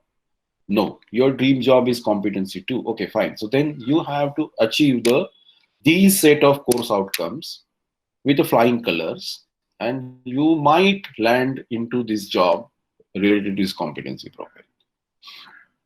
But if you only have a dream job, but if you are not doing enough to get that job, then naturally you will be able to, your journey will start towards some other competency profile which you don't want to be, but you are making your journey forcibly towards this profile because you don't know which course outcomes you are supposed to achieve with desired level of competence there, attainment, I would say, right? So this is also one of the very powerful communication to the students that you can do with a proper program design, and this could be also one of the inputs that you can deliver to the students during your mentoring sessions with them. Now, if the student takes a look at the various roles matching with his or her competence, let's say these are the 3 roles, and this is, let's say, this sphere shows you that this is if the student achieves crosses this line. If the student is here, student crosses this line, he or she may meet the requirement of roll number 2 or roll number 3 or roll number 1, and minimum requirement is something like this, crossing this line. So student may have a different perception about his or her competence, and he may think that he is pretty good matching the requirement of role number 1 and already kind of doing good in terms of role number 2 and 3. But the system assessment of the system related to the course outcome may show little different view, and the system probably will say that yes, your perception about role number 1 is correct, but it's not so correct in terms of role number 2 and 3. So this is the feedback that system should give to the students. This is possible again by doing a good job in program designing. So if you now think about outcomes-based education now, and if you apply the ideas that we discussed today for the program design holistically, I mean, you think about right set of program outcomes design, right set of courses designed, course outcomes are designed, assessments and the questions are designed, and then competency mapping is done. Outcome-based education just goes, it just helps a lot, everybody. And that is what is going to assure the quality, because it's predicted here if you have a proper design in place. And then once the data starts getting collected, I'm pretty sure that quite a few of you must have already mastered machine learning data science, and they know already how predictive analysis can be done. We have done the predictive analysis of one of the batches, in one of the engineering colleges. We took previous batch data of students' marks of all 4 years, and then we taught the machine our algorithm, and then we took the marks of physics, chemistry, and mathematics of the first year students, and we could predict that they will achieve this CGPA in the final year. And our analysis was 70 to 80% correct, and that's possible actually. Using the predictive analysis models, and that's the power of collecting the data of outcomes if the program is designed correctly. Otherwise, there is absolutely no reason why the data collection will help you in doing right analysis. But if the designing is done correctly, it is helpful in doing the predictions also. And these predictions can be used in not only in mentoring sessions, but also if you are expecting a budget to be released to you for improving some of the laboratory equipments, then this will help you show the kind of hotspots. And then if you are finding that every batch has shown weakness in certain areas, and then if you know the root cause of that weakness is this, or if you know that every year my students are missing jobs in particular companies, they are not picking candidates as many as I would think about, then what is the reason? What feedback are they giving, and where is the root cause of that? So do I need to do something different here? And that's the kind of feedback also is not feedback, it's actually hotspots analysis is done if you have data, rich data in the system to do the analysis. So outcome-based education has to be taken very seriously, and then it will help a lot. And that's what precisely is what Dr. Shigeru Shingo is known for, POKA-YOKE, mistake proofing and continuous improvement, and its purpose to eliminate the product defects by preventing, correcting, and drawing attention to human errors as they occur. So the focus is on the process and continuous improvement of the process, and hence that is expected to deliver a right product. And in our case, we are not considering student as the product, we are considering the design aspects as our product of the educators, and that's the product we have to worry about. And then the process that follows to implement this product is something that we have to look at as for the continuous improvement. And that's the feedback that gives us the feedback to improve our product next time. So here in our case, when the student takes the admission, the teaching learning happens, and the student then when comes out of the college expects a job or the higher education, admission to higher education, and or become self-entrepreneur. And if there are any gaps, if you think about let's say 500 students graduating every year, and out of which if you take, let's say, a kind of drone view of the students going out of your campus and see how many of the students are achieving outcomes, program level outcomes, how many have mastered called knowledge level POs, or some of the skill level POs and some of the attitude level POs, right? What is the mix of that? Whether there are any trends commonly that are observed here. That's the kind of analysis is possible, which can give you some inputs about the gaps. And these gaps are necessarily found in teaching learning process, because that's the core process that happens every day in the classroom.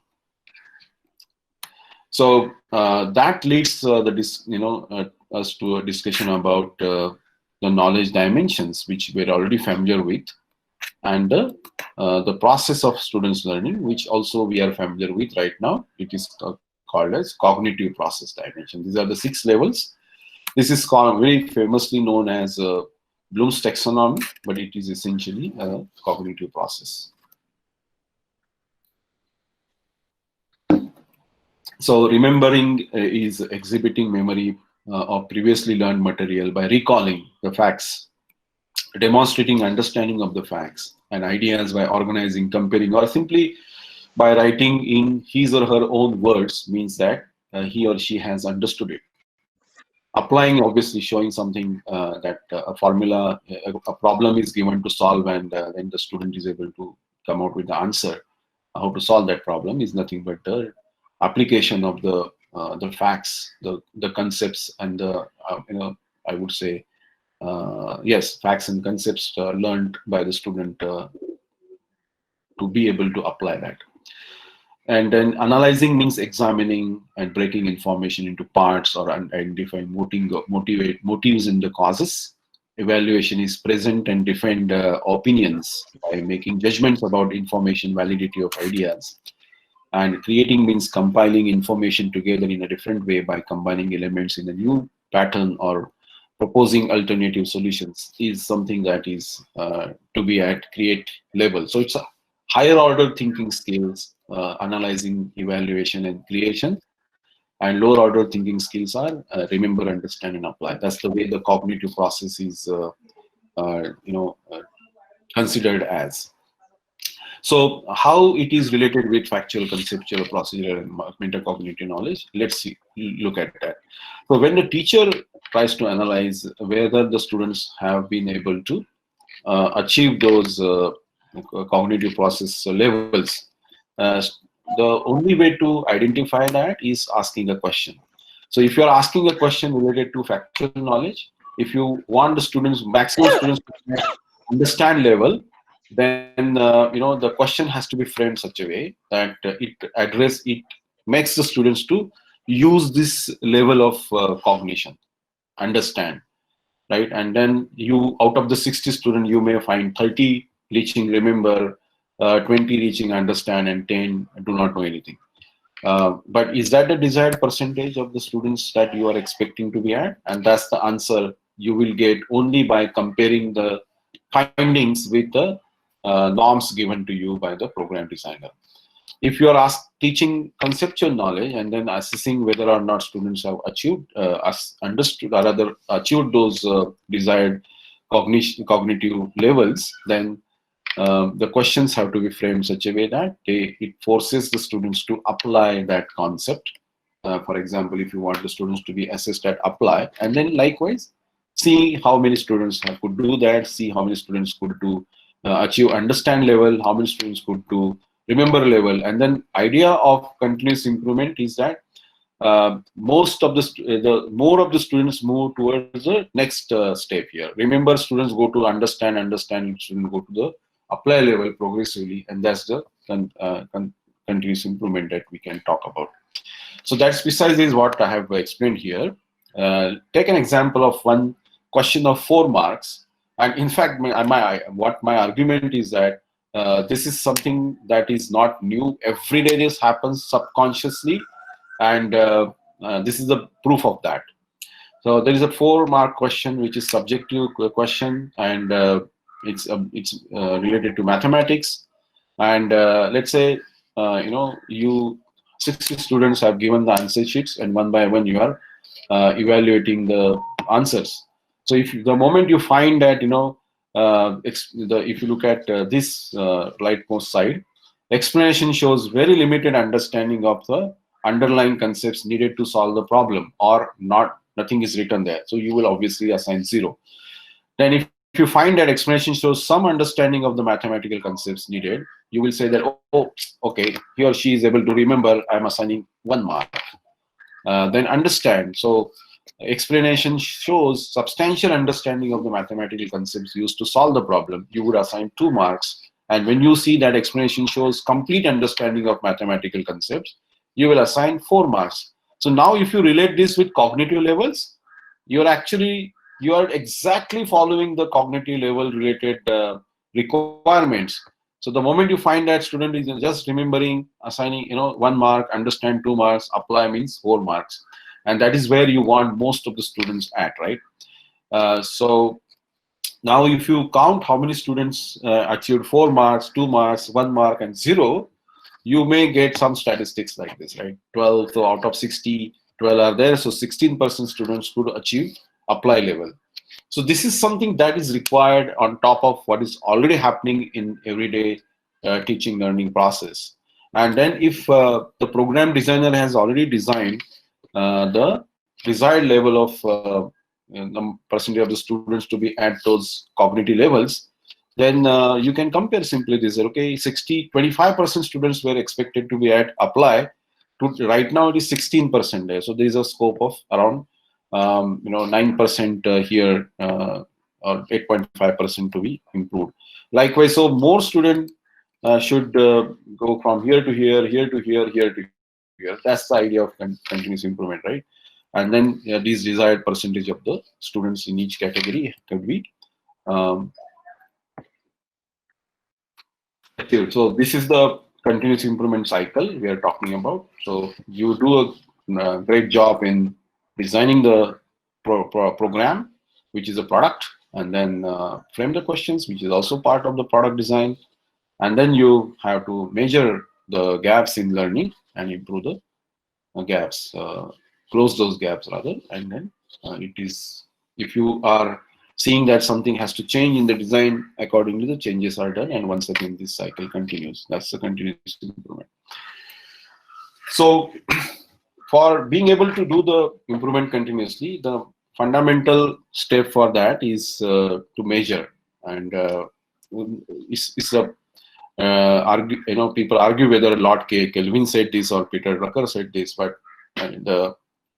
for us, what is important is that there is some agreed kind of process here, or I would say agreed concept here, that if you can't measure it, you're unable to improve it. So something that has to be measured is, in our case, it could be the student performance, and but it is to be done little differently than what we are traditionally doing.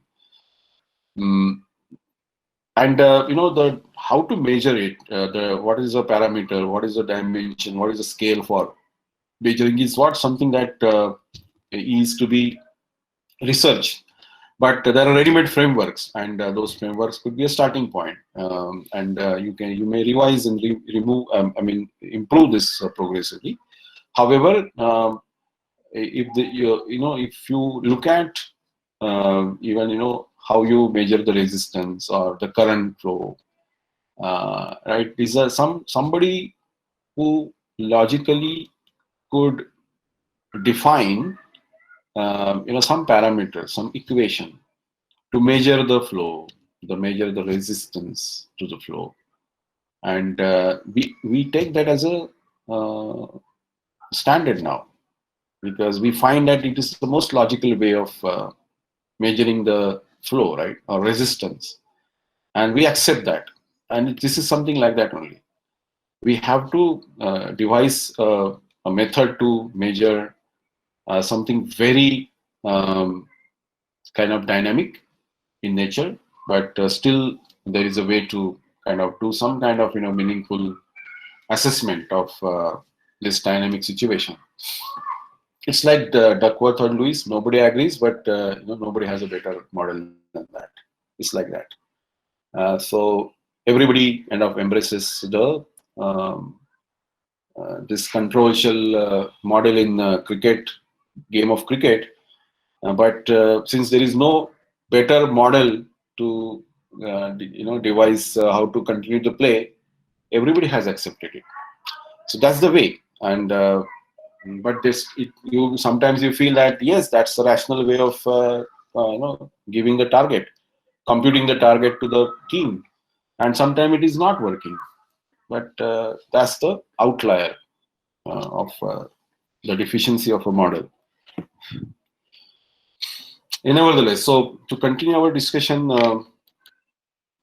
we have another 45 minutes to go. So I think we are doing good in terms of progress of this session.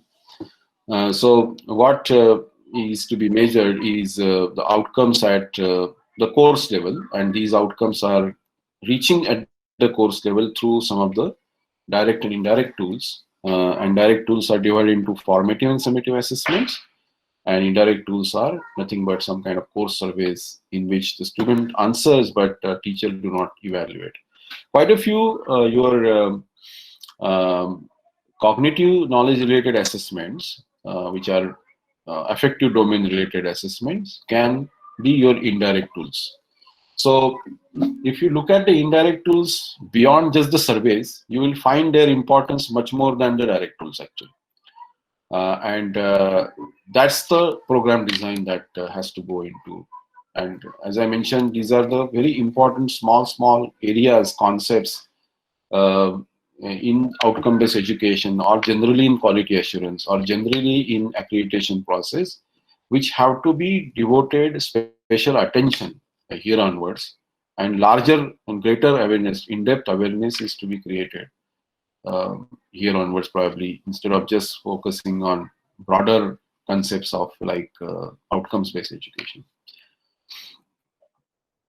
So if you have to achieve course level attainments, then naturally each and every question has to be considered for measurement, and that gives you the total course level attainment in this fashion. We are going to discuss this in depth anyway later on. So, any questions so far? I need to now change the slide deck, so Uh, I may. Sir, I had a small query. Like you said, there is no other model than that exists for the COPO mapping and its attainment level calculation. So you are referring to Duckworth-Lewis method in the for the cricket game, sir? Actually, that was just a passing comment to um, kind of substantiate what I was trying to say, that you have to come up with some kind of model to measure your attainment, which is not very clearly written in NAC manual, for example, right? So those who are going to only implement NAC accreditation processes, they have no idea of how they are going to measure the COs and PO attainment. They require guidance, and they are currently looking at various models that are already used in India by other institutions, and that's the way the things are moving right now. This COPO attainment computation framework is given by NBA in their specifications for autonomous and affiliated institutions, and that is currently being used by as an input by other non-AICTE colleges. That's what I have observed. Yes. Yes. So, however, I mean, that Abbott uses a different model. If you look at the American universities, they all have devised their own way of computation. The teacher is given the autonomy in many universities in the US, and the teacher is supposed to decide his or her own way of attainment computation. So that's the level of autonomy given in other countries. But as far as we are concerned, we need to have a commonly followed framework of COPO attainment at the institution level. So all the programs should follow one strategy. The reason is that in now many institutions that I have come across with have cross-functional interdisciplinary exchanges of credits, and a student is allowed to go for a course in other program as a choice, and that's why now the boundaries of the programs are now breaking very fast. So in my humble opinion, in the future, near future, you will see that graduate attributes will start becoming more and more important here onwards, and not the program outcomes. It is because the student is learning, let's say out of 40 courses, 20 core courses are being learned by the student from the core, the branch in which the student has taken the admission, and maybe 20 courses are taken from all other branches. So how would you measure the program outcomes of your program? It's not possible. That's the reason if you are measuring the program outcomes, you may be able to still, I mean, you can do that obviously because other branch students are coming to your program and teaching some course. So the attainment of that student will go to your programs outcomes, no doubt about it. But what about the student?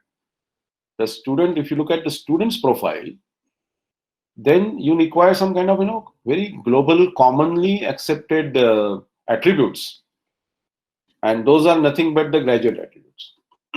So in my opinion, in near future, graduate attributes will start becoming more and more important and relevant in this CBC kind of curriculum. Yes, sir. Sure. Actually, you have given the another dimension to the importance of having commonality between the departments for Yes, mapping and its attainment. In the absolutely.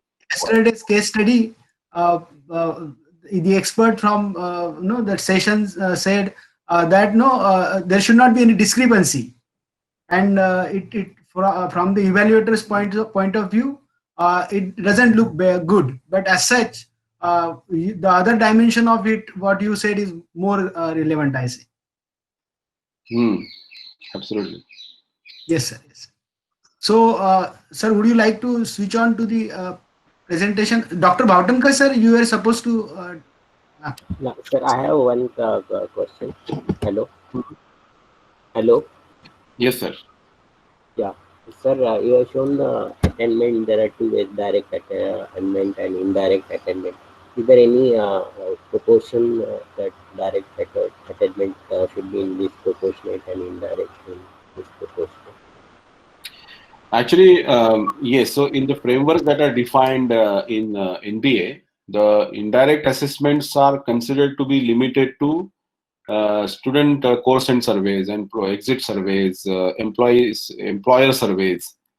And so these are very limited tools are considered, and that's why the weightage given to indirect tools, if that is what your question is, if I understand correctly, Yes, is yes, lesser than the direct tools. But in my opinion, if you think about the assessments designed for the attitude level program outcomes, then you will realize that such activities have to be part of your indirect tools. yes, And then, in my opinion, the weightage will become same for direct and indirect.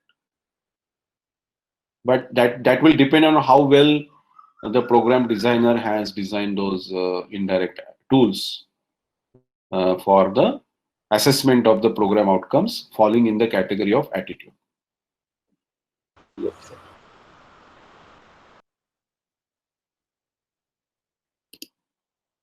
So I'm just now opening the next slide deck. We have 45 minutes. 1:15 is the end of this session, right, sir? Prasad, sir? Yes, sir. Surely, sir. Okay. I will.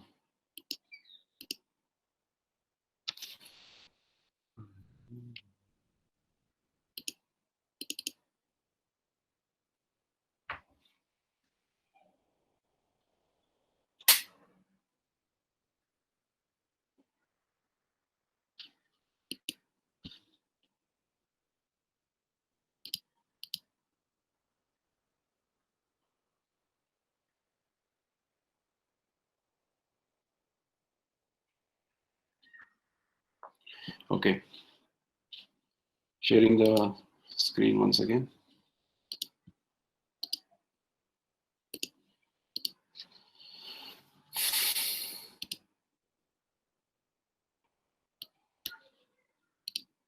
I like to be a little swift here. So this is the agenda. Now we are actually talking about how to measure the outcomes, because we are now thinking about the concept of if you can't measure, you can't improve, and that's why we are talking about how to measure the outcomes, and this is the process that we are now following. So we have to talk about some parameters which are required for you to measure the outcomes, and then convert these outcomes into from course outcome to program outcomes, and then you find the program level outcomes also. So if you look at the course articulation matrix and the program articulation matrix, this is also called as program articulation matrix, which we have discussed earlier. And course articulation matrix is nothing but this, that you have a course which has got certain program outcomes here, and you are mapping these course outcomes with the program outcomes. And this 1, 2, 3 is the degree of affinity that indicates whether this course outcome is strongly affiliated or loosely affiliated with program outcome, because it is believed that a course can fulfill the requirement of multiple program outcomes. Sometimes the course will fulfill the requirement of a program outcome much more strongly than the other program outcome, which could be a little loose, little low, but still it will be connected with some other program outcome. So that is the idea, to show its relationship with the help of 1, 2, 3, or high, medium, low, or slight, mediums, moderate, substantial. That's the kind of terminology used here to designate, indicate the relationship of the PO and the FIO. This relationship by default gets generated by the course association with the program outcomes. So once you understand why this course is designed here, what does it do in terms of achieving the program outcomes, the moment this relationship is established, that is nothing but the program articulation matrix, then immediately it becomes easy for us to think about what the course outcome are doing here, what program outcome are they helping the student to achieve. And this is the connection. This wiring has to be done in this manner. Red, yellow, blue, you can consider in that fashion also. This wiring is not so simple, as I mentioned here. It could look very complex like this, confusing like this, but that's the way the current will flow from CO to PO. So this is for the sake of simplicity, I have taken same affinity levels between all the COs and all the the POs associated with them. So all the COs have substantial affinity with PO1. All the COs have moderate affinity with PO2 and slight affinity with PO4. That's the course articulation matrix I'm considering here onwards. So this we have seen that the courses can be broken down in direct and indirect tools. Indirect tools have formative and summative assessments, and examples of formative assessments could be continuous assessment tests, internal assessment, unit exams, or midterm exams, labs, projects, end-term exams. And this is how the weightages are currently considered here for computation of outcomes. And in my opinion, the attainment, the weightage of indirect tools could be higher. Likewise, the weightage of formative assessment should be far higher than the summative assessment, because by the time you conduct the summative assessment, the bus is already left. So you have no chance of any improvements to be done on the current batch. And then that's the reason formative assessments, in my opinion, are far more important in outcomes-based education than summative, because the moment you conduct the first formative assessment, you know where the gaps are, and then these gaps are taken for the improvement. If you are interested to implement outcome-based education, then formative assessments are important than summative ones. Then the attainment computation will go like this. So it will flow from your formative assessments to the direct tools, and then direct tools will compute the weighted attainment based on the weightages. And then once again at the direct and indirect level, because there are different weightages, you will get weighted attainment at the course level. So this is the framework used. There are 6 steps to be used to compute the attainment: finding the relationship of every question with the course outcome, grouping the questions related to the course outcomes, and then apply the student performance thresholds associated with COs, compute the question-wise attainment, and then compute the aggregated attainment, and compare it with the target. These are the 6 steps involved in computation. So our course has 3 assessments here, and I'm going to show you. Let's say this test has 4 questions, and the mapping with course outcome is shown. Midterm exam also has 4 questions. The mapping is shown.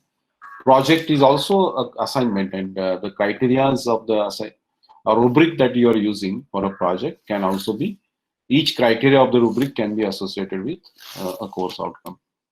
So if you group the questions based on their mappings with a course outcome, you can have analysis like this. So you have 3, 3, 2, 2, 2 questions for CO1 to CO5. And then you compute the attainment of each question. So you pick the first question. Let's say the threshold is 60% here. The question is of 2 marks.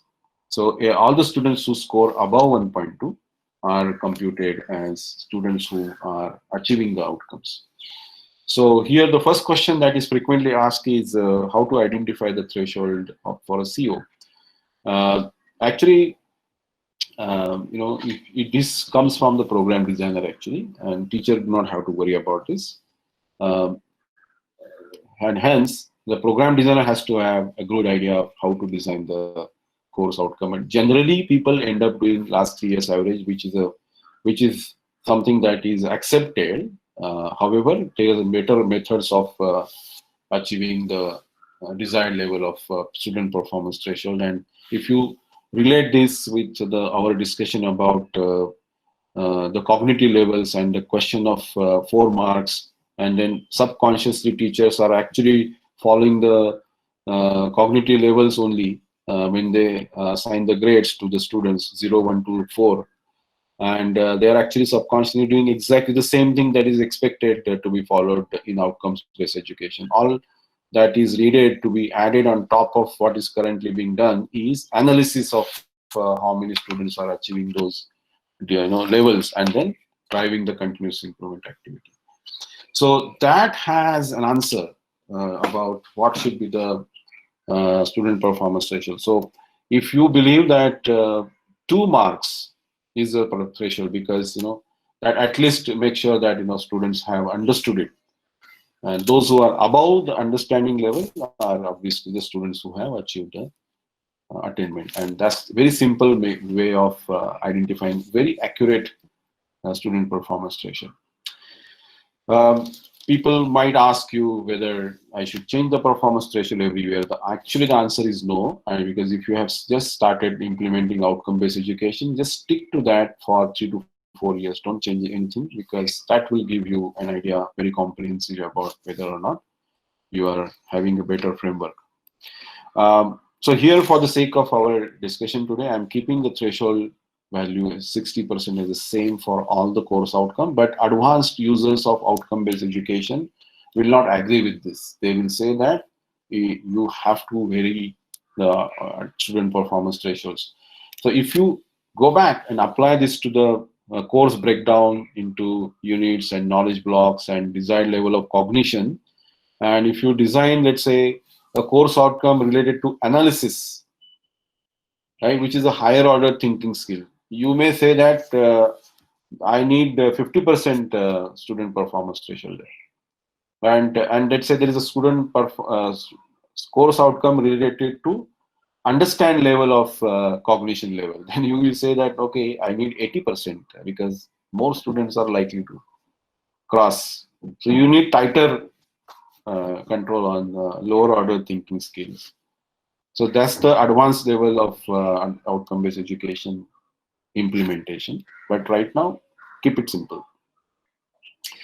So here, the moment you apply 60% threshold level to the 3 questions that are asked in 2 different assignments, which were related to CO1, you can compute the threshold values by applying the 60% on maximum marks. So this is how the analysis of the question number 1 would be. You have 60 students here shown in bold numbers, and then rows followed by bold numbers are the marks scored by them. The students in the green boxes are above the threshold values, and then they are counted, and there are 26 students who are above the threshold line, and that's why the attainment is 43%. This is very simple and most commonly accepted way of CO attainment computation. And that's how actually you do the computation for all other questions also. And then you do the average attainment computation by summing up the number of students on the denominator and the numerator. So like this. And you arrive at the common average of the student attainment. Now, next question that is frequently asked is whether the denominator should be different. And this is coming because there is a fear about lower attainment levels. And that's the reason teachers think that if I would eliminate the students who were absent and students who did not answer that question, why should I count them in the denominator, right? Because there is if you reduce the denominator, obviously the attainment will be higher.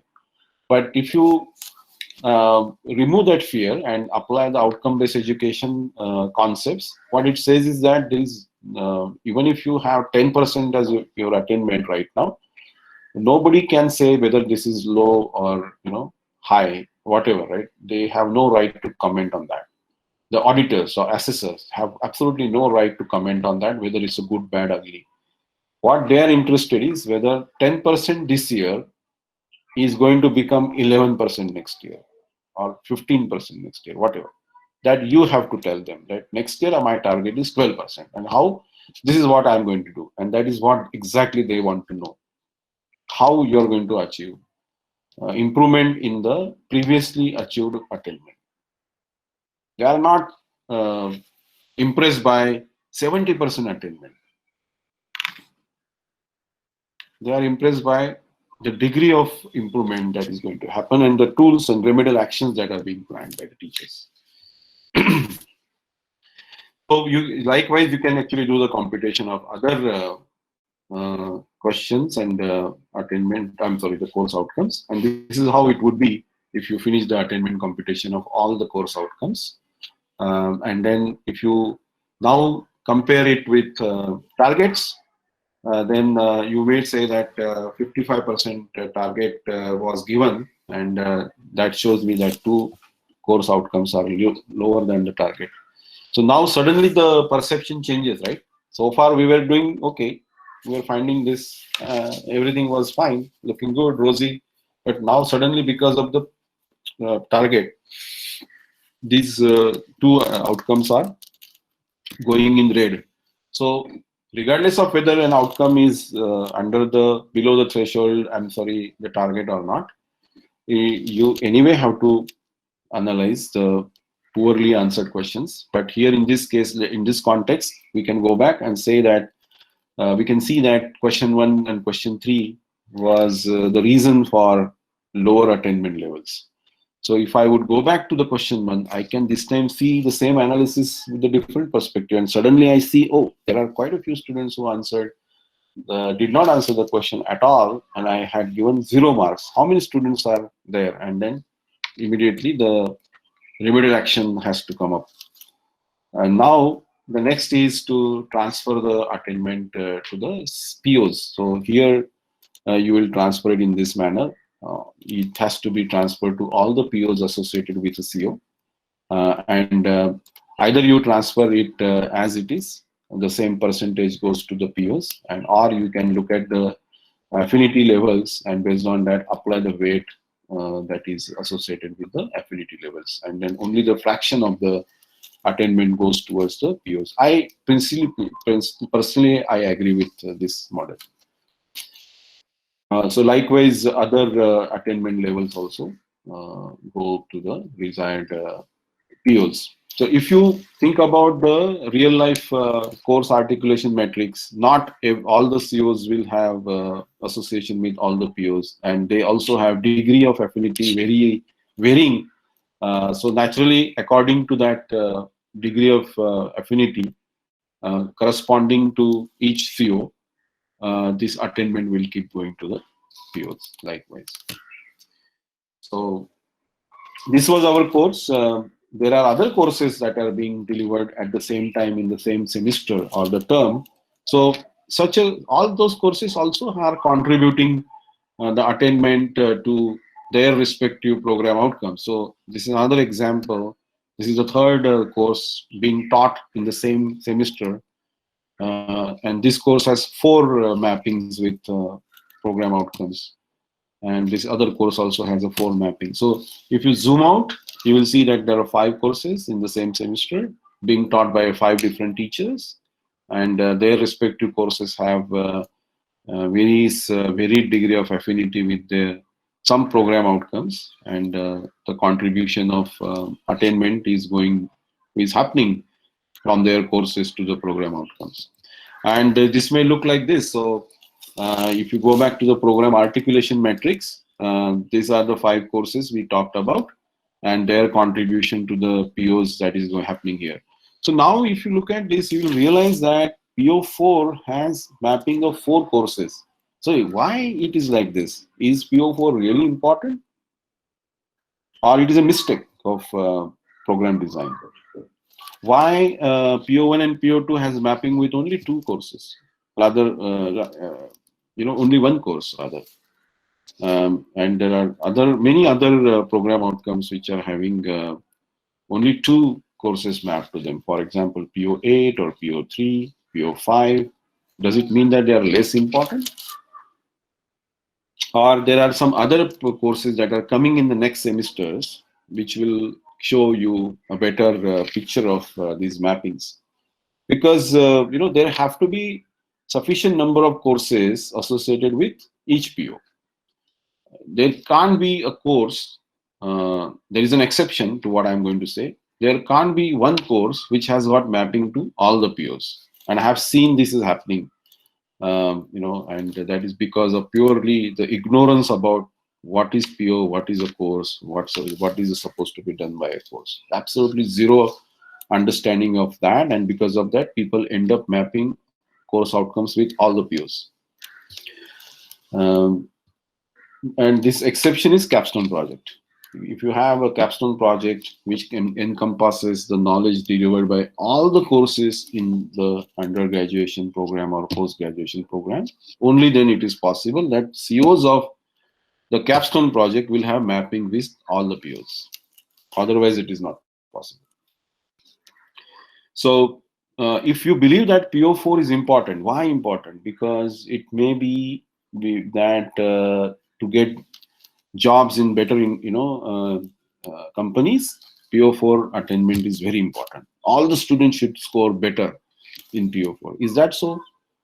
Or something else? Or it is related to some admission to higher educational institutions for the post-graduation, and that's why this PO4 is important. So if you believe that PO4 is important, then naturally the targets for the course outcomes related to this PO and related to these 4 courses, course number 1, 2, 3, 4, each course may have 5, 10, 15 course outcomes. The thresholds of those outcomes, the targets of those outcomes should be very critically monitored. And because you believe that that's important for the success of the students. So this is why the program articulation matrix is very important,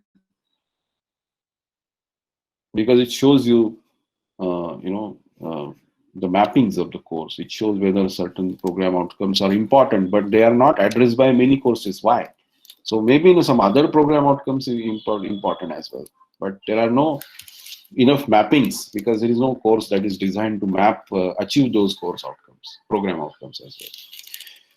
Nevertheless, so if you zoom out further, you have this batch which is just completed in year 2020, and this batch has completed all the courses. So attainment computation of this batch is fully done, and this is what the final output is.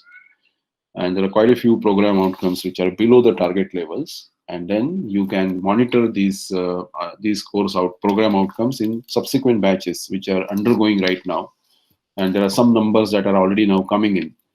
So you can find out, track, monitor the progress of these batches like this.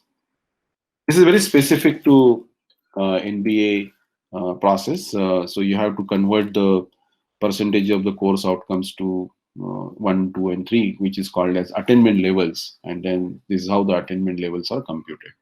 In imports, it is done automatically. And then the attainment percentages are converted into 1, 2, and 3, and these numbers are transferred as attainment levels to the program outcomes. And this is imports interface, which shows you how it is done in imports, and attainment levels are computed. These attainment levels are transferred to the POs in this fashion, and then weighted arithmetic mean is computed as a total contribution of this course to the program outcomes associated with it. And then you can see semester-wise attainment of programs in this fashion. Now, import also shows you attainment of every PO and whether the PO attainment is below or above the target. The red bars show that these are the POs shown on x-axis are below the target levels. And when you click on that to find out the root causes, you can find out the courses mapped with specific program outcomes. The courses shown in red obviously have some problems. So if you click on that, you will see that there is something that is shown there as a problem. So if you go there, you will find question level analysis of the students. So there is a longitudinal analysis also you can do. Every batch, same course, what's happening? Or every semester, all the courses, what's happening? Every batch, every semester, compare with each other. And then plan your remedial actions. So you can see, the remedial actions to be taken. It can be tracked by the course coordinators or the program coordinators, batch-wise, or the vice chancellor, for example, school-wise, and then remedial actions also could be tracked easily.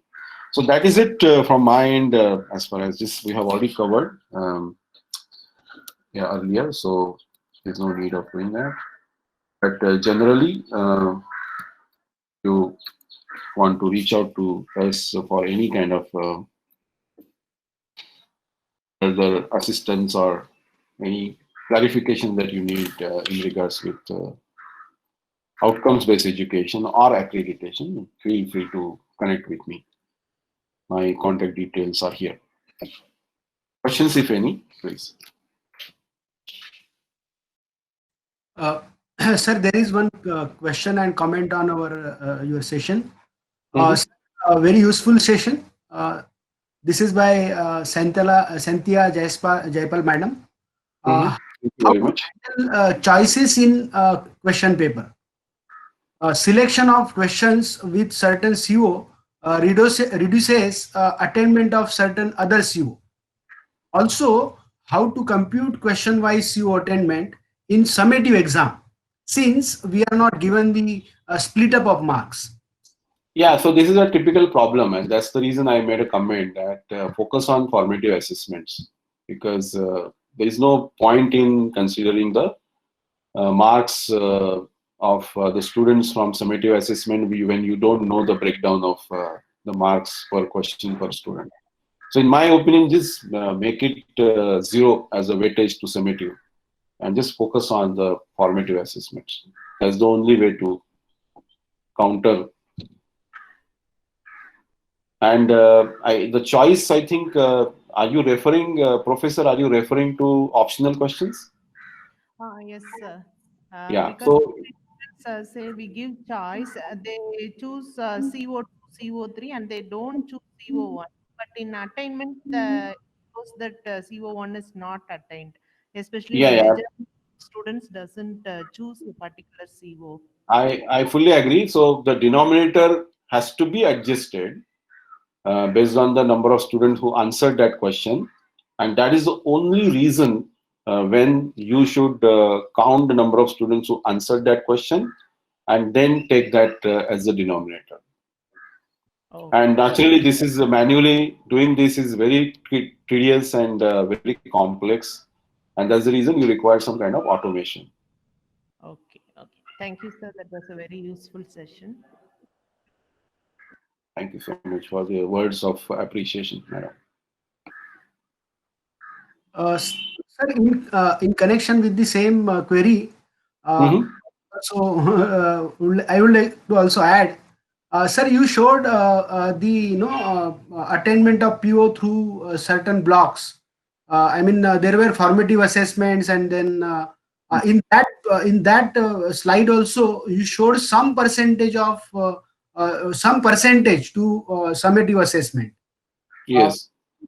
so I So would like to actually see that once again. yes, this is what you are referring to, Yes. and the private universities will say that we don't differentiate between formative and summative because both the assessments are conducted by our control of examination, right? So we'll keep the weightage same. Yes. But the examples traditionally it is believed that summative assessment is more important than the formative ones because we know the reasons for that, why people think like this, right? Yes. But if you really look at the philosophy of outcome-based education, which is there for continuous improvement, then it is expected that this continuous improvement is achievable through the formative assessments only because you teach something, you assess them, continuous assessment, right?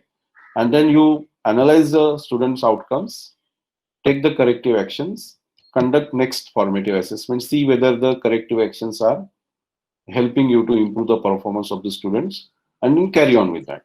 So that's why formative assessments are more important than the summative assessment. So in my opinion, the weightage of formative assessment should be higher.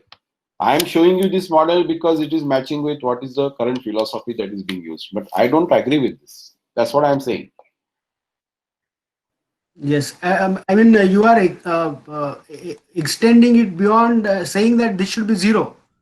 Absolutely. So for affiliated colleges, if they don't get the breakdown, what is the purpose of? Because for the sake of just computation, you are asked to give, take all the total marks and then Yes. use those total marks and attainment of, and then send the attainment to all the COs of the course. This is something that is just for the sake of doing this.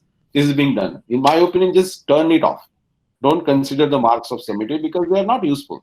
They will spoil your entire computation of CO attainment. Sir, Yes.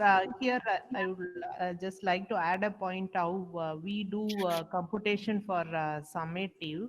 That Hmm. is, from the question paper, we just get the weightage of each CO. For example, CO 120%, CO 240, Hmm. CO 3 30, so on. And the Hmm. final mark, the same thing we take out of the, say, student has got 60%, we take 20% of the mark with the CO1 and 30 for CO2 and so on. Since we don't do the micro level assessment for summative. Yeah. So if that is helping you to improve the performance of the students, then it's fine. Since we At the don't end have. of the day, we have to see whether these computations are helping us to identify the gaps and drive the continuous improvement. And this continuous improvement is helping the students to achieve better outcomes. If this is possible by applying the method that you have mentioned, then I think it's good idea. Oh, yeah, yes. To an extent, it's mapping because, as you say, we give more weightage in our autonomous system itself for internal, 60% for internal and 40 for external. Yeah. So we do micro level assessment for internal and macro level for external. Yes. I think that's the right approach. Yeah, thank you.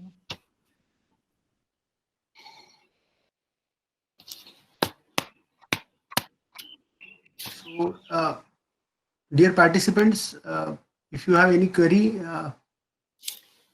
please post it or unmute yourself.